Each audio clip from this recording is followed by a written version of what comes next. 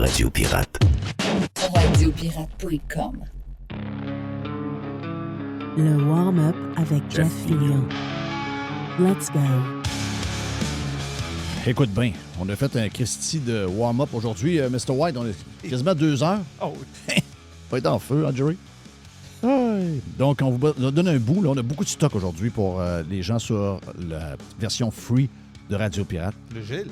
On a Gilles, on a Yann et Frank, on a pas qu'à la faire. Donc, on vous donne un bout du warm-up. Il y a 2 heures dépassées dans la version Prime, OK? C'était l'hommage à Stephen Harper hier. Ah, L'hommage à Stephen Harper. Moi, je suis bien découragé. Je suis vraiment découragé. Tu sais, vous avez un podcast avec Yann et Frank. Frank est de retour. Il n'est pas de retour... il n'est pas de retour normal, là, dans le sens qu'il est comme en congé encore, mais... il a fait une apparition hier, c'était bien apprécié. Puis on a eu un bon podcast. Là. Donc, si vous êtes membre de Radio Pirate, vous avez 1h15 de podcast. Si vous êtes cheap, ben vous avez quelques minutes de ce podcast-là, mais au complet, c'est un bon podcast. Puis, tu sais, Yann a sa vision sur nous. Il dit qu'on n'est pas... Puis je sais, parce que lui, il le voit de par sa blonde qui est impliquée en politique. Puis il voit que les alliés, les pseudo-alliés, sont souvent les gens les plus difficiles à satisfaire. Puis je pense que je fais partie de ceux-là. Moi, tu sais, si j'analyse moi, là, si je m'analyse puis je suis honnête, je pense que je fais partie des gens qui ne sont pas rassasiés avec ce qu'il y a en avant de lui. Puis une des affaires, c'est justement un genre de gars comme Harper. Tu sais, moi, ça m'écoeure. Moi, excusez-moi, là. Moi, qu'un gars qui a été premier ministre du Canada, qui a une influence en ce moment, je pense que Carney l'écoute. Je pense que Carney est capable de le rencontrer puis d'écouter la sagesse, entre guillemets, de Harper. Je pense que Pierre Poilievre est trop mené par Harper en arrière de lui et Jason Kenney et toute cette gang de vieux dinosaures-là. Donc, c'est des gens qui ont encore une influence sur nos vies. Okay? Qu'est-ce qu'on a su hier? Bon, la Banque du Canada, en principe, la Banque du Canada, c'est une banque qui est indépendante de la politique. Le pas l'être bien. L'ancien gars de la Banque du Canada est rendu premier ministre. Mais en principe, donc hier, il y a comme une genre de... Hier, ils ont dit, ouais, les contre-tarifs avec les États-Unis, l'inflation qu'on a eue, ça bouffe de 5-6 % cette année, qui fait qu'il y a beaucoup de gens qui sont dans le trouble avec la bouffe. Ben, c'est les contre-tarifs qui ont fait ça. On l'avait dit. On l'a dit, nous autres. La minute qu'ils sont arrivés avec les contre-tarifs, on l'a dit, mais les gens ne voulaient pas l'entendre. Les gens avaient juste une affaire dans la tête. Faire payer Trump. Oui, répliquer. Non, on pognait quelqu'un par les joues. On le pognait par les joues. Là. Allez, tu tires les petites bajous. Regarde-moi dans les yeux. Là. Regarde-moi dans les yeux. Regarde-moi. T'es pas en train d'y faire mal. On est en train de se faire mal. Vous voulez rien entendre. Puis savez-vous quoi? C'est le genre de nouvelles que les gens ne parlent pas aujourd'hui. C'est le genre de nouvelles qu'il n'y aura pas à LCN en loupe aujourd'hui. Si vous ne suivez pas le Food Professor, probablement, vous ne l'avez même pas eu, la nouvelle. Donc, il y a juste les plus allumés qui vont l'avoir. Il y a juste une partie de la population qui va l'avoir. Donc, si tu t'en vas, tu rentres dans une maison au Québec, tu t'assois avec eux autres à la table de la cuisine, puis tu leur dis, puis comment ça va avec votre bouffe? Ah, on fait des sacrifices, on ne mange plus la viande qu'on mangeait, même le poulet, ça commence à être un peu moins souvent. Anyway, en vieillissant, on a coupé nos portions. Mais, tu sais, avec Trump. Donc, dans leur tête, le prix de la bouffe qui est élevé, ils n'ont pas fait le lien avec nous. Ils n'ont pas fait le lien avec nos décisions, avec nos règles, avec, justement, les contre-tarifs. Ils ne font pas ça. Ils sont, écoute, il y en a 1 sur 10 qui a le goût d'écouter le Super Bowl et qui ne l'écoutera pas parce qu'il veut faire de la peine à Trump. Donc, c'est très loin dans le psycho, là. On est très, très, très, très loin dans le psycho. Donc, c'est très dur de pogner quelqu'un par les joujoux, puis il dit, regarde-moi dans les yeux, là. La bouffe, C'est ça. l'augmentation, qui est la plus grosse augmentation de tous les pays du G7 et de loin. On est à 6 points quelque chose et le deuxième est à 3,2. C'est énorme, là. Parce que c'est pas juste 6. C'est 6 par rapport à 7 de l'année passée, puis 6,5 de l'année d'avant. Donc, votre épicerie vous coûte, depuis la COVID, elle vous coûte facilement 30-35 40 de plus qu'elle vous coûtait. Donc, il y a des gens responsables. Oh, on peut essayer de faire à croire que c'est l'épicier. On peut essayer de faire à croire que c'est Métro. Vous avez les chiffres, Carlis. C'est une compagnie publique. Vous avez les chiffres. Ben oui, c'est sûr que ils font plus d'argent. Tout le monde vend plus cher. Ça, c'est les communistes qui disent ça. C'est Québec solidaire qui disait ça. Que les supermarchés, là, ils devraient... Bon, les journalistes aussi. Bon, je sais, mais... Les journalistes aussi. C'est Les des journalistes sont communistes. là-dessus tout le temps. Mais c'est des communistes, là. Tu sais, ils sont tout le temps là-dessus. Allez, ouvrez-en un. Ouvrez un supermarché. Les communistes, ils veulent gérer le prix de la bouffe, là. On l'a vu que le gars à New York, là. Il y a toujours des speeches... Ils ne le feront pas, là, mais je veux dire, ils ont toujours ces speeches-là quelque part. Oh, il y a toujours... La bouffe devrait être vendue par le gouvernement. Okay. Ils ont ça comme plan. Mais moi, je vais vous dire une affaire. Si vous voulez rentrer dans les fruits et légumes, il y a la moitié des fruits et légumes qui ne sont pas là. Faites ça. Vous allez voir que ça va être le bordel. Si vous voulez payer une pinte de lait 17$, ça va arriver. Donc, jouez pas avec ça. Là. Mais ce qui est arrivé avec... donc, nos décisions, ils ont des impacts, des gros impacts. T'sais, hier, il y a eu un vote à la Chambre des communes. Là. Il y a eu un vote. Il y a une proposition des conservateurs pour enlever les taxes cachées dans la bouffe. Et les libéraux ont voté contre, là, toute la gang. Donc, il n'y a personne qui a l'intention il y a personne qui a l'intention de vous donner un break. Là. Personne. Savez-vous quoi? C'est des gens qui gagnent 190, 195. C'est qu'on se dépense de 15, 16 000. Mm-hmm. C'est des gens qui ne vivent pas l'inflation. Mais c'est eux autres qui votent. Donc, hier, vous avez Harper. Je n'ai pas de bout du... Je ne m'intéresse pas. La seule affaire que je retiens, c'est que Harper a envoyé le message à ceux qui étaient là, dont le premier ministre qui était là,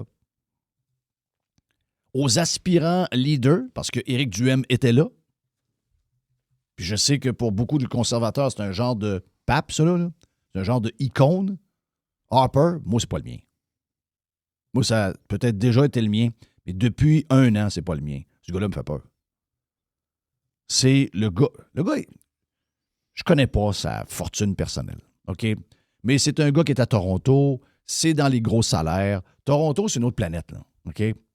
Toronto, pour ce genre d'individu-là, c'est une autre planète. C'est un gars qui doit gagner à peu près, je sais pas, 500 000, 1 million. On fait des conférences un peu invité un peu partout, 200 000 là. Donc, c'est un gars qui vaut probablement une vingtaine de millions de dollars. Peut-être 30, peut-être 18,5. Mais une chose est sûre, demain matin, il arrête de travailler. Ce gars-là, il a facilement 1 million qui est fourni par son fonds. Donc, lui, de vous demander de vous appauvrir, lui, il filera 0, là. Il ne filera pas du tout. Donc, lui, hier, il dit, il faut répondre à Trump, puis il faut répondre avec, tu nous imposes des tarifs, on va t'imposer des tarifs. Donc, si on met des tarifs aux États-Unis, nous autres, on est dépendants beaucoup, surtout au niveau de la bouffe, un paquet d'affaires aussi, gros téléphone. Tu sais, le téléphone rendu à 2000$, encore les téléphones. Mm-hmm. Donc, tout ce qui n'est pas... Puis, attention, quand on a fait les contre-tarifs, on n'a pas respecté l'entente de libre-échange. Il ne faut pas oublier ça, là. On a donc tarifé des choses qui sont protégées par une entente. On est voyous de même, nous autres, là. On est des estis de voyous. On est des très mauvais partenaires. Des gens où toutes les règles sont installées, puis le lendemain, il n'y a plus de règles qui marchent. C'est un peu PQ, là. T'sais, on fait semblant qu'on est un pays sérieux, on fait semblant qu'on est un pays avec une société de droit, puis etc. La réalité, c'est qu'on signe des deals, et on ne les respecte pas. Il a fallu que quelqu'un s'en rende compte. Ouais, d'abord, ça leur a pris. Ils sont tellement innocents que quand Trump a mis des tarifs, ils ont pensé que c'était overall. Donc, ils ont commencé à douane pendant une fin de semaine de temps à charger des parce que tout le monde était mêlé.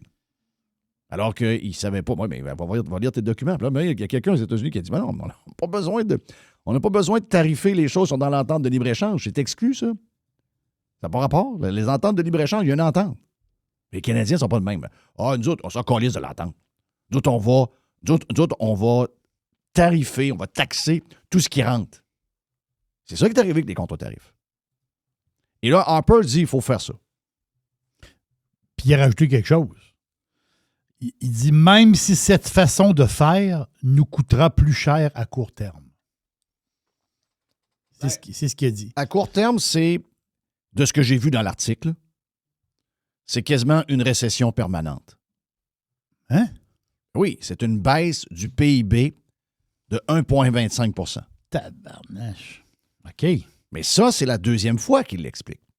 Donc, lui, il est prêt, pendant les années de Trump, à appauvrir le Canada, appauvrir l'économie canadienne. Donc, c'est qui? Quand on parle d'une économie qui diminue de 1,25 %, le gouvernement est moins riche. Les entreprises sont moins riches. Mais qui est moins riche, surtout? Le monde. Le monde. Le monde Le est moins monde. riche. Quand? Je ne sais pas combien il vaut. Je ne sais pas combien il vaut, Harper. Mais il est à Toronto. C'est un gars qui, avec son statut et tout, c'est un gars qui doit avoir 20 millions de placés quelque part. Oh oui. Puis je vous dis pas que c'est illégal, tant mieux pour lui. Il y a une firme conseil, lui. Ben Ça s'appelle- ça s'appelle oui. Harper & Associates. Ben oui, c'est pour faire des contacts avec le gouvernement, Ça, pour faire des oui. contacts avec des gens ailleurs. Lui, il charge le gros prix, là. Lui, c'était... Puis je suis content pour lui. Il n'y a aucune jalousie là-dedans. Mais ce que je veux vous dire, c'est que lui, ce qu'il veut vous faire vivre, il ne le vivra pas 0, 0, 0, 0, 0. Donc, c'est pour ça que j'ai envie de dire, va donc chier, toi, Chris.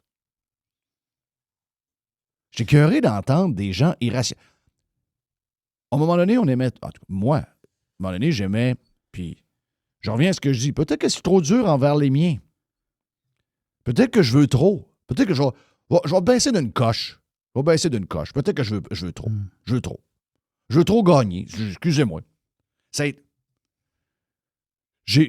vais vous avouer, je l'ai déjà dit, je vais vous avouer que ça a été un gros problème pour moi dans ma jeunesse. Je me suis pogné avec des coachs. Je me suis pogné quasiment avec tous mes coachs. Tu es bien rebelle, toi. Je me suis pogné avec mes coachs parce que je voulais plus gagner qu'eux autres. J'avais ce style de défaut-là. Je l'avoue. Hey, je me suis pogné avec, comment est-ce qu'il s'appelait? Daniel, mon coach midget. Dans ce temps-là, on n'avait pas de 3A, c'était du 2A. Donc, mon coach midget m'avait crissé dehors en plein playoff, alors que j'avais ma meilleure saison. J'étais soit premier ou deuxième compteur avec Carl.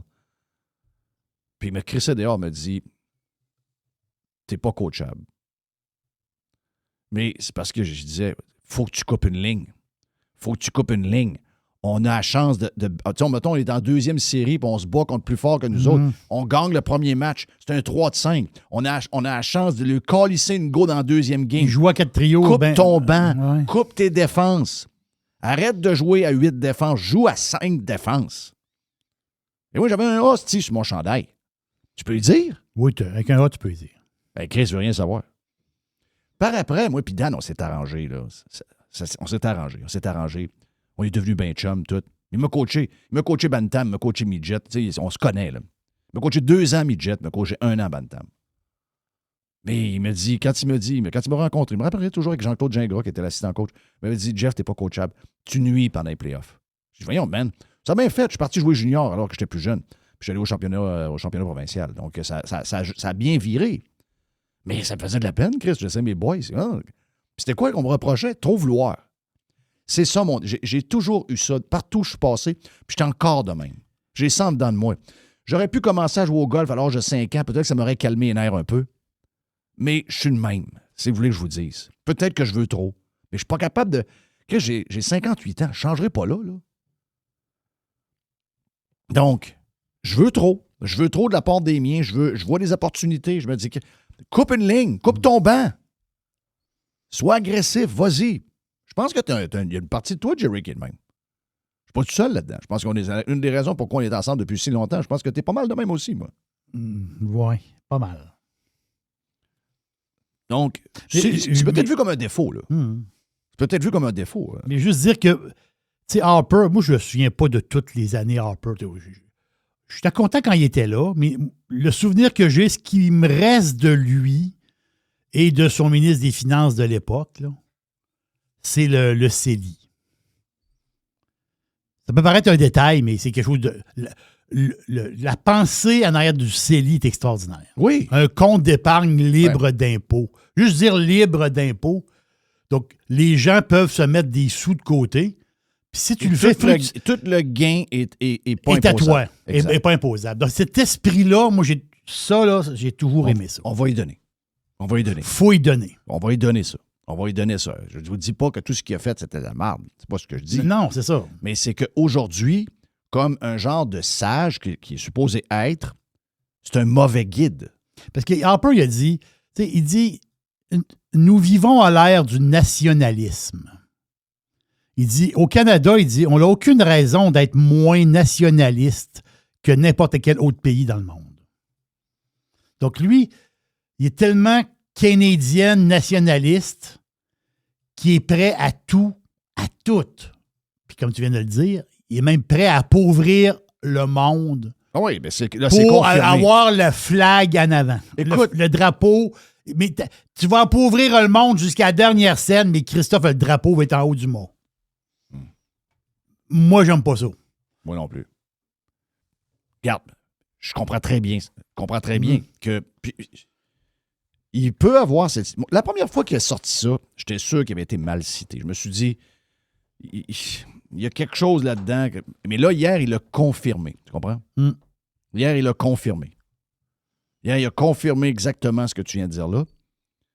Et peut-être qu'on est différent. Peut-être que dans les pirates, il y en a qui ont cette même flamme nationaliste canadienne.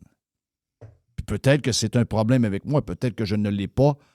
Puis que je ne suis pas prêt à faire ces sacrifices-là parce que je n'ai pas cette flamme-là. Mais moi, avant toute flamme, je veux m'assurer d'une chose. Je veux m'assurer d'être... on a travaillé toute notre vie pour avoir une vie décente. C'est pas vrai que rendu au bout de ça, on va avoir de la misère à finir la ronde, puis que, déjà, on voit beaucoup de monde qui sont obligés, pour toutes sortes de raisons, ils ont travaillé toute leur vie, ils ont fait ce qu'il fallait faire, puis ils arrivent, Criff, à 68, 69 ans, puis leur maison qui avait coûté rien, puis qui là maintenant est évaluée à 6 fois, 8 fois le prix qui a été évalué quand ils ont fini de la payer. Que là, leur compte de taxes qui était à 2500, 2800 piastres il y a 20 ans, il est rendu à 5000 piastres. Puis ils ont telle autre affaire, telle autre chose. Puis là, à un moment donné, ils se disent, ben là, il va falloir rapetisser. On aurait aimé ça finir nos jours dans notre belle maison dans laquelle on a toujours été. Mais on ne pourra pas. Il y en a des gens de même, il y en a plein. Il y a plein d'histoires de même. Ben moi, je veux pas ça, moi, pour le monde. On va vendre notre maison, puis avec les sous, ben ça va payer une grosse partie de notre condo. On va avoir un petit toit et demi condo, ben on va être correct. Oui, c'est ça. On va avoir un toit, on va se contenter de ça. Mais si tu leur demandes c'est quoi leur premier choix, c'est de rester dans leur cabane. Mais ils peuvent pas. Donc, c'est pas ça le but. Je veux dire, nous autres, on a fait nos projections. On avait 30 ans. On faisait nos projections sur quelle sera notre retraite. Là, on se rend compte que 20 ans plus tard, 25 ans plus tard, l'argent vaut rien. Donc, l'inflation a bouffé la valeur de l'argent. Oui.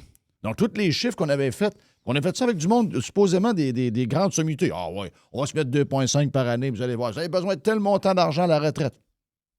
Ben, la réalité, c'est que pas beaucoup de monde n'aura basé. Hein?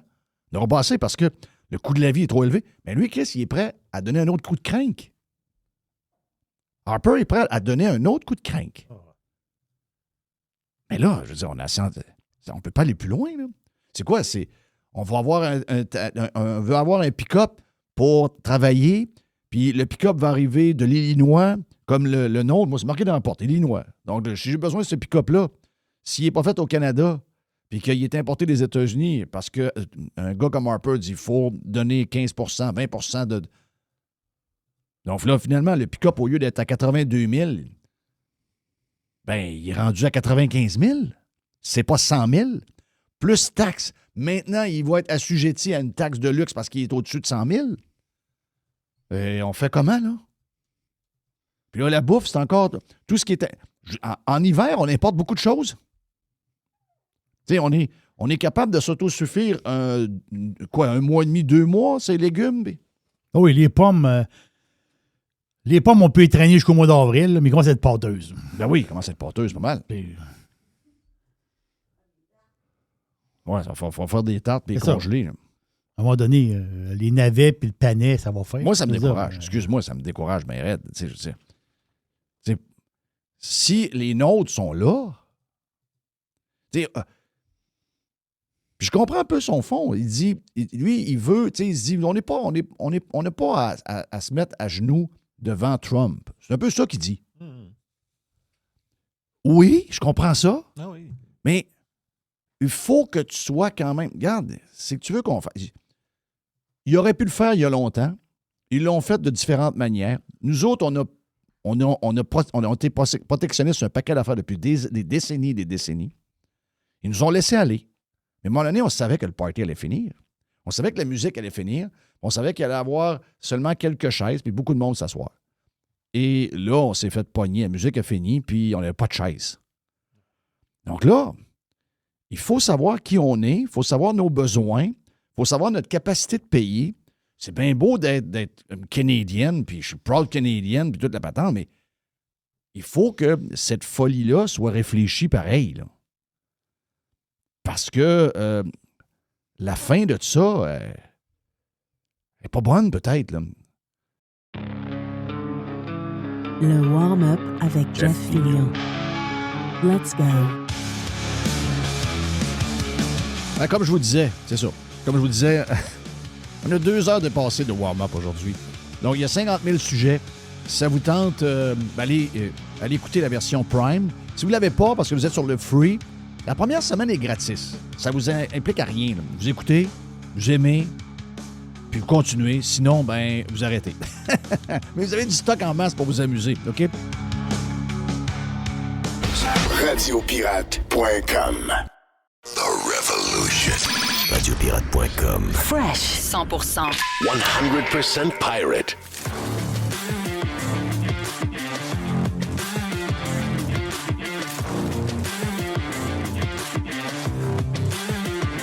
Hey, c'est le retour de Yann est là. On a jasé une couple de semaines avec Yann seul, mais c'est le retour de Frank Pepin. C'est Ouais, Frank oui. Pepin. Frank Pepin. Est-ce que c'est toi qui fais les boires de nuit? Est-ce que c'est... Ça dépend des fois, là, parce qu'on essaye, là, on fait comme mix. Là. Dans le fond, Ouais. à l'alerte, puis de temps en temps, je peux donner une bouteille au besoin. Là. Mais non, c'est ça, c'est un apprentissage, comme on dit. Moi, je me rappelle que j'avais le deal de faire la nuit parce que ma blonde n'a pas allaité longtemps, là, pour des raisons. Je me rappelle le médecin au bout de la rue, Paul Poirier, que tout le monde connaît, mais Paul m'avait dit, hey, je casse ma blonde après 5-6 jours. Je dis, là, elle est en train de se vider. La petite a tout le temps faim, puis il dit, ça, c'est des histoires de nurse. Va chercher du Lanfalax après, ça arrête ça tout de suite. Merci, bonsoir, ça t'a arrêté. Mais je me rappelle que j'avais la coupole de Direct TV à ce moment-là, qui était volée, là, il était piraté. C'est là que je rencontrais Marc Simoneau qui m'avait dit « Jeff Fillion, t'as scrappé ma carrière. » Puis on mettait des cartes dedans. C'était Mario qui est décédé, là, qui s'occupait de ça. Mario Hudon. Mario Hudon. Puis à cause de ça, j'avais MTV, puis il y avait un MTV Canada. Puis la nuit, je mettais ça en m'occupant de mes enfants. Puis j'écoutais du Korn, puis des patentes de même. Puis aujourd'hui, mes filles sont des filles de musique, pas à peu près. Ils aiment la musique. Ma fille écoute du AC/DC, du Led Zeppelin dans son char. Elle écoute du Leonard Skinner. Puis je dis, ça a fait de quoi? Donc, conseil, Frank, toi qui aimes la musique énormément, fais-leur écouter un peu de Ozzy, puis d'après moi, tu vas avoir un payback dans le futur. Mais tu ris, mais pendant que ma blonde est enceinte, on a vu quand même plusieurs shows. Puis je me demande si ça n'a pas un rapport avec le fait qu'elle, jusqu'à maintenant, elle endure assez bien le bruit. Ah, ben, c'est sûr. Puis, tu sais, pour vrai, ils disent là, que tu sais, les bébés ne veulent pas quand ils sont dans le ventre de leur mère, ils ils entendent là, ce qui se passe dans le monde extérieur. Ouais. Puis si tu es dans un environnement bruyant tôt, ça les habitue à ça. Là. Ah, je pense que oui. Ça a l'air que si tu es dans un environnement où tu écoutes beaucoup de TVA, ils veulent pas sortir. OK? Non. Ouais, Ils veulent rester en dedans. Non, c'est ça, ils ont peur de Trump in utero. Oh oui. Oh oui, il faut les protéger. Le premier mot qu'ils disent, c'est Trump. Ouais. Ouais. Ben, parlant de ça. Non, mais ça va arriver. Là. Parlant de ça, est-ce que vous. Qu'est-ce qui va arriver? Il dit Il ça va y va avoir des arriver. bébés que leur premier mot prononcé, ça va être Trump. C'est Ça sûr. va arriver. Là. Ben oui. OK. Écoute, l'humain, on va Non, nous non, parler ça de va ça. arriver. Là. Ben oui. Parlant de ça, est-ce que vous croyez les sondages qui montrent que le Bloc québécois est quasiment en train de disparaître? Il y a la moitié de bancs actuels Ça a pour pas les de sens, conservateurs. Je pense que. Je me rappelle pas c'était lequel, ça, ce sondage-là, il a paru avant hier, je pense. Ouais, liaison, pas tant de choses. Là, ouais. Ouais, est un peu louche, celui-là, honnêtement. Là. 6 points. Mais ça a une swing baisse beaucoup. en Alberta de 20 quelques % pour les conservateurs. Tu sais, je veux dire, il y a des affaires très louches dans la liaison. Il faut le prendre avec un grain de sel. OK. Non. Moi, je les prends toutes avec un grain de sel en partant, mais là, je me dis celui-là. Mais il y a quand Mais c'est même parce que un mot général qui pourrait nous amener ça pareil. Mais moi, ce que je trouve qu'il faut faire attention avec ces genres de sondages-là, c'est que tu sais, les gens sont très émotifs, même ceux qui, en particulier, je pense, ceux qui prennent le temps de répondre à des sondages. Puis c'est dangereux de tomber un peu dans le rabbit hole que les péquistes ont succombé. Là. Tu sais, ils ont fait un sondage à la souveraineté le jour de la Saint-Jean. Puis ils se sont aperçus que là, c'était monté à 48 ou je sais pas trop. Ben oui, c'est le jour de la Saint-Jean. C'est la journée de l'année que tu sors les drapeaux, que tu écoutes du Paul Piché, puis tu fais un feu avec tes amis, puis ils vivent le Québec libre. Fait que tu sais, la journée. Dans le 18-34, là, oublie pas. Là. Oh, C'était oui, pas- mais- Ouais, puis on sentait que c'était un flou un peu, là. Ouais, c'est Mais un tu sais, c'est un peu comme si tu sondes les gens sur l'importance qu'ils accordent aux fêtes chrétiennes le jour de Noël. Probablement que tu vas avoir des chiffres différents que le 1er juillet. Tu sais, je pense que c'est normal. Fait que, tu sais, moi, j'ai l'impression qu'à chaque fois qu'il arrive un truc dans l'actualité qui concerne Trump, là, si tu sondes les gens là, ils répondent très émotivement puis ils se rangent en arrière du gouvernement. Mais tu sais, aussitôt que ça. Tu sais, c'est pour ça qu'ils doivent ils doivent tenir ça en haleine sans arrêt, puis toujours marteler ça, parce que ça descend quand même rapidement. Là, parce que tu sais, les autres sondages qu'il y avait eu juste avant montraient plutôt le contraire, en fait. C'est que les libéraux perdaient des sièges au Québec. Hein, au profit du Bloc. Tu sais, le comté qu'ils ont gagné par un vote, ou je sais pas trop, tu sais, ça reflippait Bloc, tout ça. Là. Fait que, tu sais, c'est un peu un gamble, tout ça. Parce que, tu sais, je pense que c'est le gars là, qui a la face de Jean Charest là, sur X, là, qui cumule des sondages. Je l'aime bien, lui. Charretiste, je pense qu'il s'appelle. Lui, il disait, il faut faire attention. Il dit, la dernière fois que les libéraux ont déclenché une élection en étant en avance, il dit, Trudeau est en avance de 10 points dans les sondages, puis finalement, il a perdu des sièges le jour du vote. Fait que, tu sais, c'est tout le temps, dans le fond, tu sais pas. Là. C'est un pile ou face, puis tu peux te planter comme tu peux. Tu peux faire comme Doug Ford puis être bien chanceux, ou tu peux te planter. T'sais. Mais le contexte est particulier, tu sais, puis on pensait, en tout cas, les gens du Dôme pensent que les Américains sont sur le bord de nous envahir. Mais tu sais, pendant combien de semaines tu es capable de faire tenir cette crainte-là? Moi, je pense que c'est ça que je me questionne avec Mark Carney, parce que si tu dis que je suis capable de faire tenir l'hystérie collective pendant 6 semaines, j'y vais en élection. Mais je veux dire, le scénario où est-ce qu'après 2 semaines, on se rende compte que finalement, il n'y en aura pas d'invasion américaine, ça se peut que ça plante aussi. Là, ouais. Effectivement, c'est pas grand-chose. C'est ça, c'est que ça fait un peu penser à l'histoire du climat. Maintenant, dans 5 ans, vous allez voir, il n'y aura plus rien. Puis là, je lisais les journaux cette semaine, là, le monde meurt de fret à New York. Je ne sais pas si vous l'avez vu passer, celle-là. Non, mais ça, t'as peu, là. D'après Gilles Briand. Gelé à New York. Ouais, mais t'as peu. D'après Gilles Briand. Oui, Gilles. Il a fait 0 degré le matin de bonne heure à La Havane, puis plusieurs places à Cuba cette semaine. Mm-hmm. Et lui, il affirme, parce qu'il n'est plus sur X, il affirme sur Facebook que c'est une preuve irréfutable des changements climatiques. Ah, OK. Ouais, lui, il prend les changements parce que c'est plus les. Non, parce que la fois, c'est qu'on n'est plus sur le débat de. Tu sais, le débat, c'est pas. Une anecdote là-dessus? Oui. Vincent Gelozo, il vit en Virginie. Là. Pendant 5 jours consécutifs, les enfants ne vont pas à l'école. Oui. Parce qu'il y a eu 40 cm de neige. Ça, non, mais je dirai jamais ça. Là. Non, mais tu sais. Fourré. Avez-vous vu. Mais avez-vous vu les vidéos du maire de New York qui explique aux New-Yorkais comment pelleter de la neige? Oui. Non. Il était avec une pelle, Il y a à peu près, genre, je sais pas, là, de 2-3 cm de neige à terre. Puis il est comme, ben là, on pousse de même. Puis là, t'es là, mais Mais c'est vrai que leur génération, ce que je remarque, c'est qu'ils tiennent la deuxième main, la main de droite, si vous êtes droitier, beaucoup trop proche de la première main. Donc, t'as pas de force sur ta crise de pelle. Oui, tu vas te casser le dos. Ben, il y en a qui ont même pas appris à pelleter comme du monde. Même je vous dirais que même dans la... On va faire un test avec beaucoup de gens de 20-25 ans en ce moment, ici. Oh, ouais. Mets-leur une pelle dans les mains. Ou un balai, tu vas rire.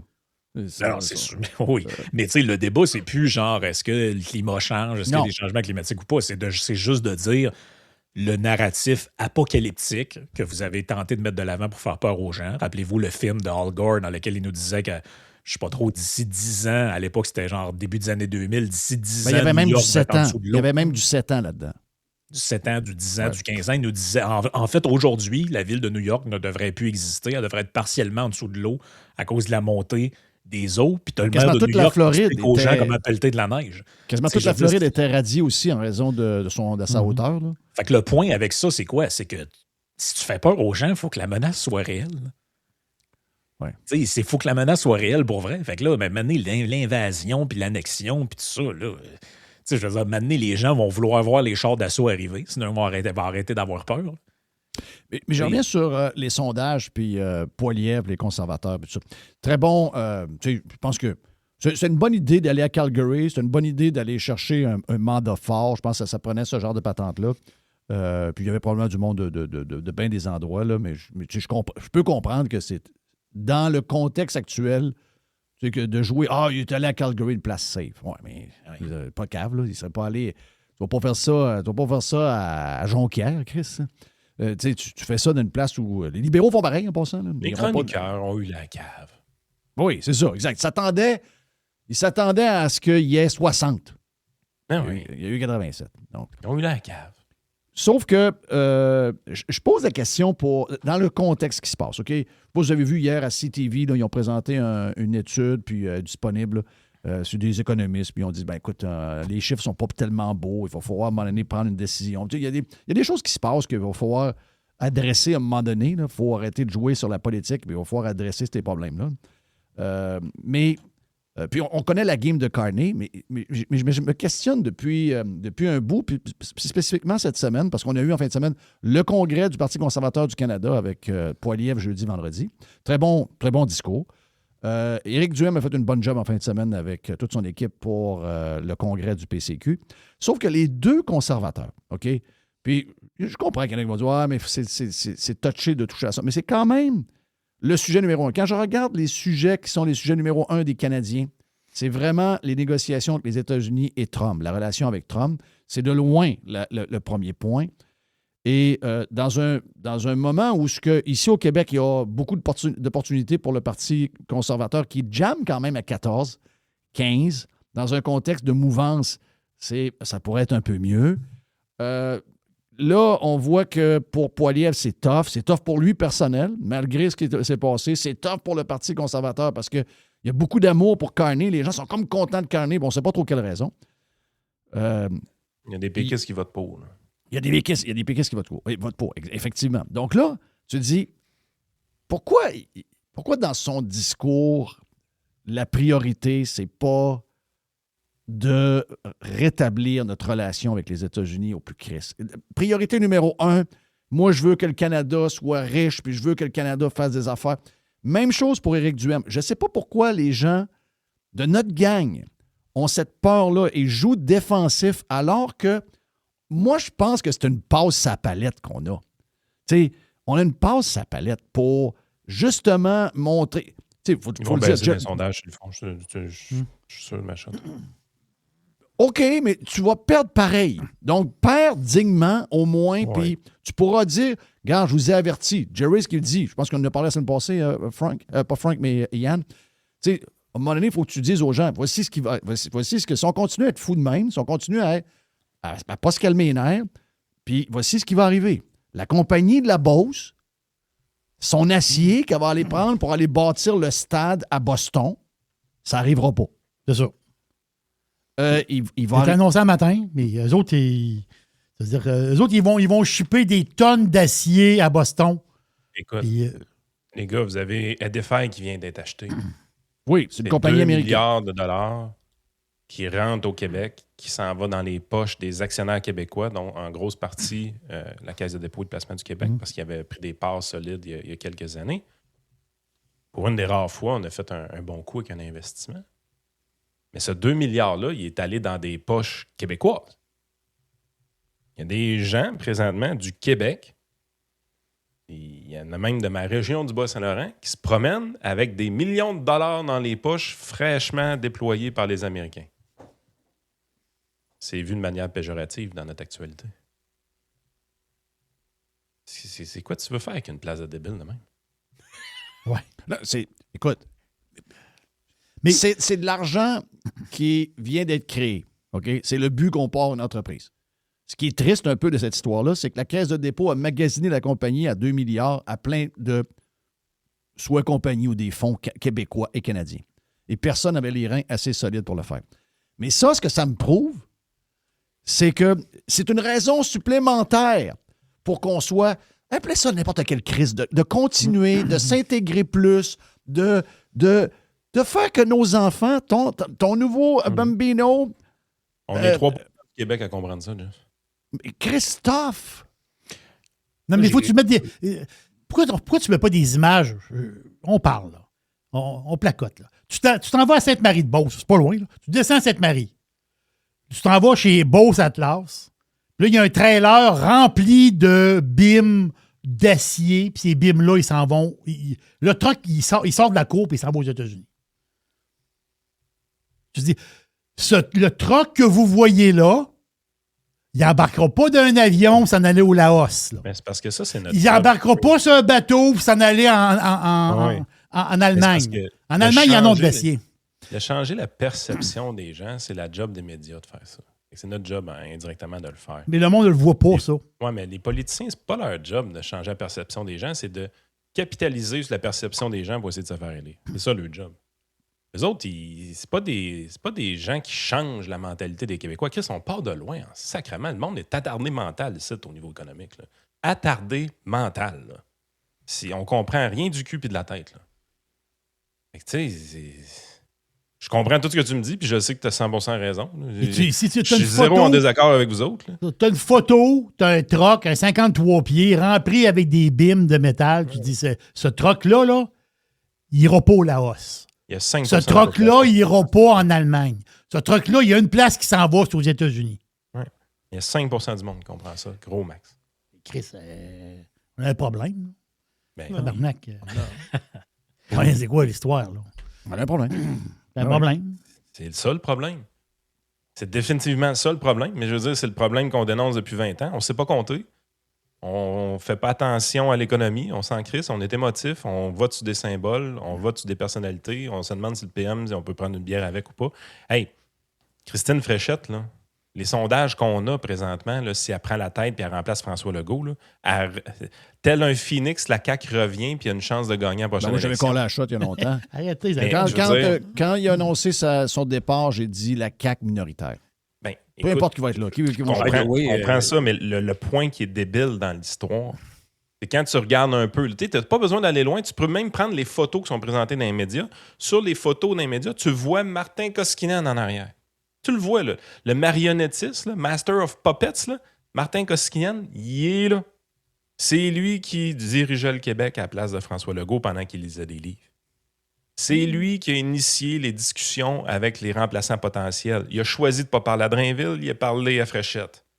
C'est lui qui a coaché Fréchette pour faire tomber François Legault. Parce que ça s'est fait à coup de sondage, ça a été payé pas mal par l'organisation Fréchette. C'est tout Koskinen qui est en arrière de ça. C'est Koskinen qui gère le Québec depuis 8 ans. Puis là, on arrive comme Québécois, citoyens, là, on dit hein, enfin François s'en va, j'étais plus capable. Moi Legault, là, plus capable. Plus Ouais, capable. esti. ouais. Menteur, Legault. T'es menteur. Là, Fréchette arrive. Koski est en arrière. Là. C'est le même gars. Koski. Il est encore là. là. Il est le Master of Puppet, il est là. là. Hey, un vent nouveau. Ça fait du bien, une femme. Une femme, ça ne gère pas comme un homme. Moi, Fréchette, j'ai confiance en elle. La petite Fréchette, là, passe carreau, elle va avoir mon vote. Hey, je veux dire, la journée que le monde vote en innocent comme ça, qu'est-ce que tu veux faire? Qu'est-ce que vous voulez faire? C'est comment tu veux écrire un discours qui va faire que ce monde-là vont se mettre à se raisonner demain matin? Chris, ça a le quotient intellectuel d'un pâteau au saumon. Il y a trop de même. Moi, pendant mes c'est nuits, lui, mais c'est vrai que c'est lui le bug.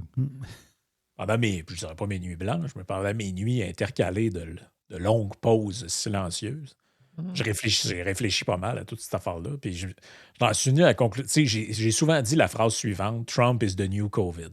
Trump est la nouvelle COVID. C'est essentiellement tout ce que je pense de Oh ce oui, sujet-là. les histoires de tarifs, la guerre commerciale, c'est la COVID. C'est la COVID. Les guerres commerciales, l'annexion, le personnage en lui-même, ICE, tout ce qui a rapport autour, c'est ça. Comment on est sorti du délire de la COVID? On est sorti du délire de la COVID le jour où c'est devenu une phrase communément admise de dire la chose suivante: va falloir apprendre à vivre avec. Vous vous rappelez de cette phrase-là? Au début, C'est il y la avait phrase juste NPC qui nous a sorti de la au télé. début, il y avait juste les maniaques comme nous autres qui disaient ça. Hein, Chris, là, maintenant, il va falloir composer avec ça. C'est là pour rester. Ça partira pas. Quand même, vous vous cachez dans la cave avec trois cornets à café dans le front, puis un casque de douche sur la tête en permanence, ça partira pas. Le virus est là. Tu vas l'attraper dans 5 ans, 10 ans, peut-être 20 ans. Tu vas l'avoir. Bon. Ben, moi, je pense que la seule manière de se sortir de ça, là, c'est de réussir par un peu le même procédé à rentrer dans le crâne du monde que les États-Unis sont là pour rester. Il va falloir apprendre à vivre avec. Oui. Ouais, ça prend une phrase niaiseuse même.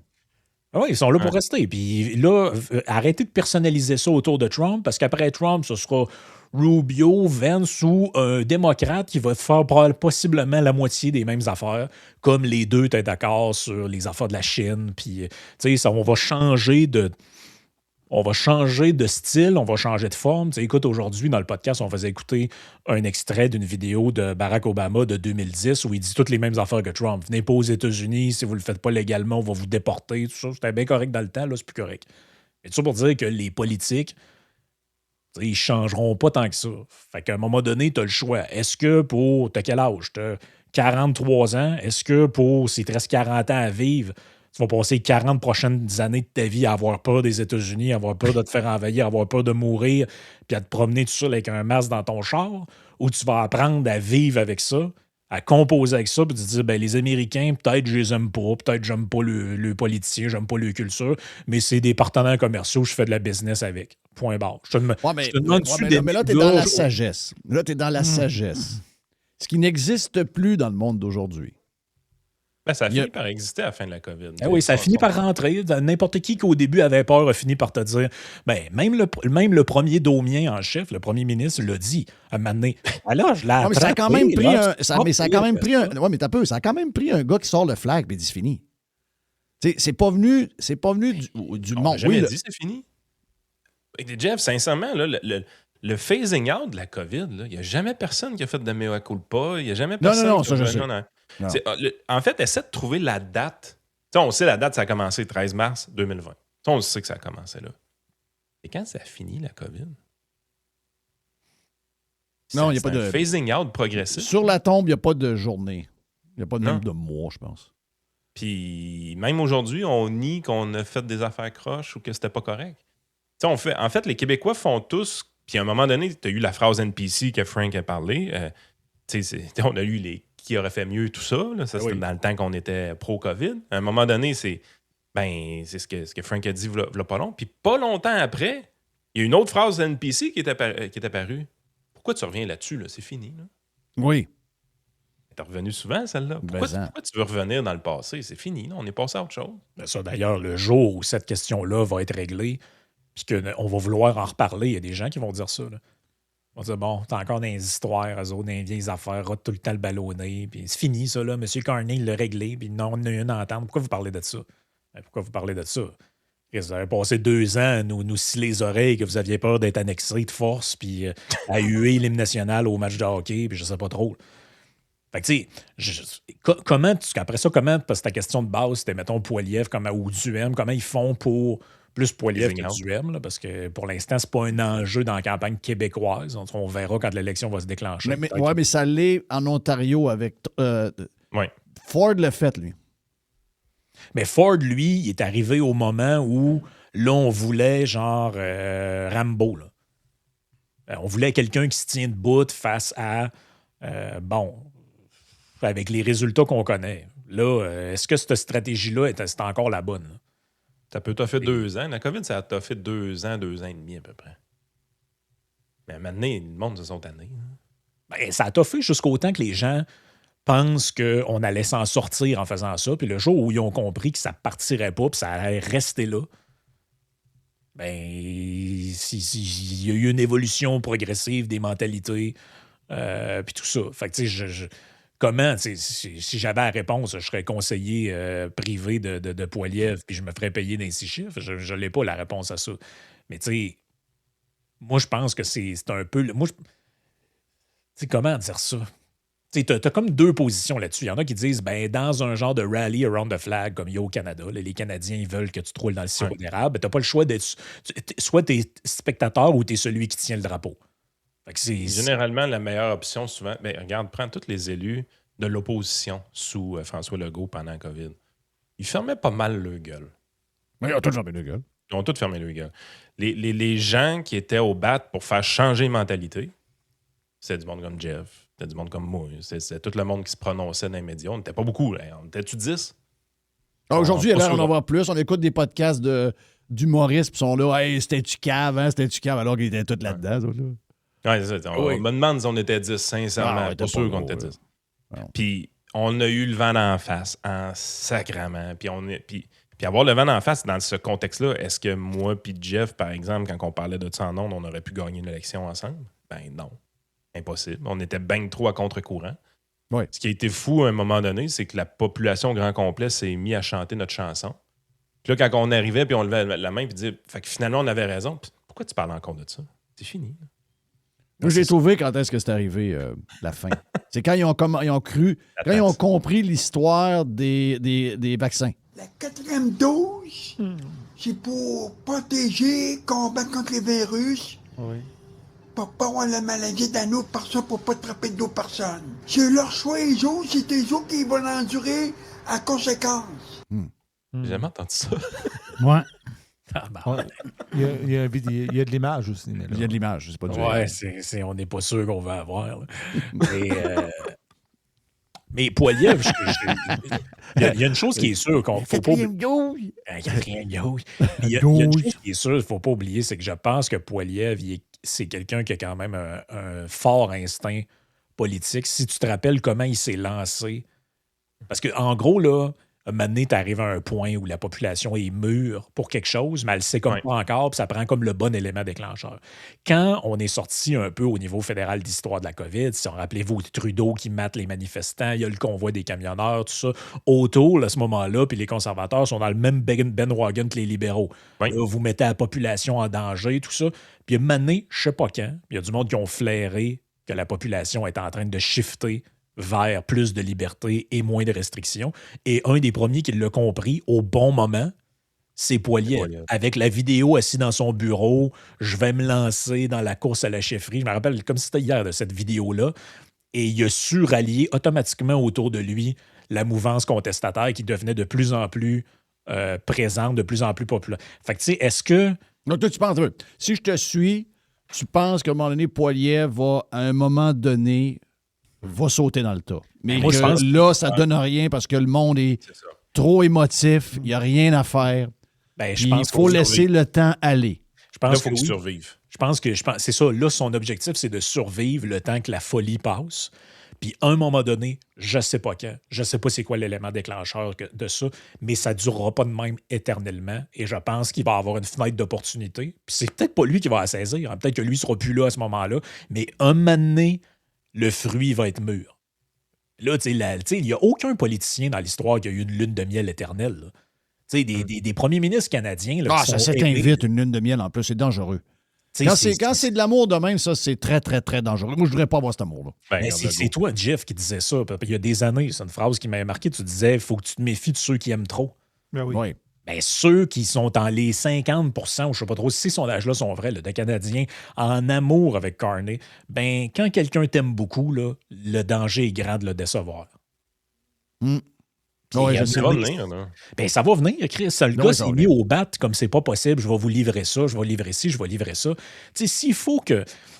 On l'oublie souvent, mais pourquoi Brian Mulroney s'est fait dévisser de même aux élections? C'est l'échec de. Tu sais, lui, il avait promis gros, le beau risque. Là, il y a eu tu sais, Charlottetown, Meach, tout ça. Puis quand les Canadiens se sont aperçus qu'ils n'avaient pas livré la marchandise là, pour rentrer le Québec dans. La lune de miel était finie sur La la lune de miel, c'est tellement fini qu'ils se sont ramassés 2 députés au lendemain de l'élection. Fait que, tu sais, Carney qui s'est fait élire en étant Monsieur Canada, s'il faut qu'il y ait pour vrai, dans 2 provinces, 2 processus référendaires qui se déclenchent, là, ou même juste dans une, le gars, il va être démasqué pour ce qui est, c'est-à-dire quelqu'un qui n'aura jamais autant affaibli l'unité canadienne, en réalité. Là. Mais là, c'est très... Tu sais, on le dit, là, les chiffres de gens, puis au Québec, c'est fou, là. Tu dis, ouais, C'est en mars 2021, là. Ouais, mais tu sais, quand même, ça fait... tu sais, mettons, j'ai voté pour lui l'année passée, puis j'ai embarqué dans sa... Tu sais, en ce moment, peut-être qu'on est... Peut-être que je ne suis pas la bonne personne, mais il me semble que je ne serais pas content. Il me semble que je dirais, OK, ça tourne en rond, le gars. Il ne nous a pas tout fait ce qu'il avait dit qu'il allait faire. OK, je ne suis pas content. Mais non, ils sont contents. Non, en fait, on n'est pas en mars 2021, on est en septembre 2021 quand on implante les passeports vaccinaux. C'est à veille de faire un an qu'on a inventé le vaccin puis que tout est en place puis que les gens sont vaccinés à 85-87 %. OK, toi, tu sais qu'on est rendu assez loin.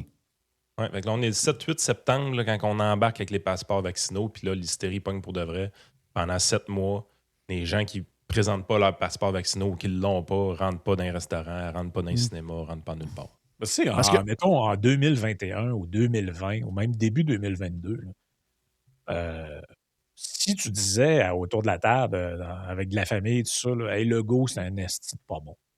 Comment ça? Qu'est-ce que tu vas? Complotiste, toi? C'est un des meilleurs qu'on a jamais eu, tout ça, puis la cote de popularité dans le plafond. Retourne en 2026 avec ces mêmes gens-là et dis-leur plutôt maintenant, hey, Legault, quand tu y penses, c'est un des meilleurs qu'on a eu. Voir ce qu'ils vont te dire. Puis c'est le même monde. Qu'est-ce qui a changé? Le contexte, le moment, tu sais, là, les Québécois, Yann parlait de Fréchette, là. Mais c'est parce que nous autres, on s'en rappelle. Là, hey, j'avais sorti un article sur elle, mais on n'a pas eu le temps d'en parler à matin. On sait que Fréchette, c'est la continuité de Fitzgibbon. Hey, oui. Il y a un article du Devoir qui date de mai passé. Christine Fréchette garde le cap sur la filière batterie. Je ne vous lirai pas tout ce qu'il y a dedans, là, mais essentiellement, elle dit là-dedans, c'est extraordinaire, on a pris des risques, il faut continuer, puis la filière batterie, Nordvolt et compagnie, puis c'est ça l'avenir. Puis elle dit dans l'article, ma priorité numéro 1, c'est la transition écologique. Mais si tu demandes aux Québécois pourquoi ils sont en crise après la CAQ, il y en a facilement 2 sur 3 qui vont te dire « Ah, Nordvolt et batterie, puis tout ça. » Pour qui tu penses que tu voterais? Ouais, la nouvelle, là, Fréchette. Parce qu'ils n'ont pas fait tu penses qu'ils ont cancellé?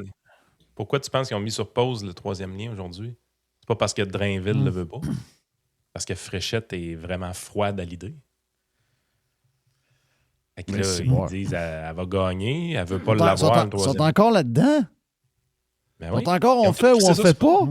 Voyons. Ils ont tous crissé ça sur pause. Jonathan Julien vient de faire l'annonce. Ouais, je sais. J'ai pogné la patente. Là, je me disais, c'est peut-être n'importe quoi. Là. Jonathan Julien. Il vient de dire, lui, 7 milliards, 11 milliards. Mm-hmm. Donc, c'est 0 milliard. Ouais, 0. OK, plus de Yann et Frank. Pas mal plus. 1h15, 1h20, je pense, hein, de Yann et Frank dans la version Prime. Donc, allez vous inscrire. La première semaine, elle est gratis. Ça vous tente d'essayer. Allez sur radiopirate.com. Vous allez pouvoir écouter toutes vos patentes sur vos applications préférées, comme entre autres Spotify et les autres. RadioPirate.com. A definite breakthrough step in home entertainment. RadioPirate.com. Oh. Hit me! Il y a une petite boîte. Il y a une petite boîte. Hit me! Il y a une petite boîte. Tiens, Yes, Jerry, yes. juste saluer mon chum Bessil. Mon chum Bessil. Je sais que sa blonde vit des moments tough, sa mère et toute la patente. Donc, puis Bessil lui-même, là, je ne vais pas te donner de détails là-dessus. Love you, man. J'adore Bessil. OK? C'est un gars avec un cœur gros de même. Oui. Gros de même. Gros comme le studio dans le sous-sol à Jeff. Et juste, on va se parler aujourd'hui ou en fin de semaine, my friend. Donc, love you, take care. On commence par quoi dans la boîte? C'est pas définitif, là, parce que c'est pas officialisé, mais ça se discute. Là. Parce que Carney, aujourd'hui, il va faire des espèces d'annonces par rapport à l'industrie automobile, des patentes de chars électriques. Puis... Ben, il enlèverait la patente de char électrique obligatoire en 2030 ou 2035. Là. Oui. Ça serait fini. Mais il y aurait en échange des demandes à la... Ils ramènent les subs?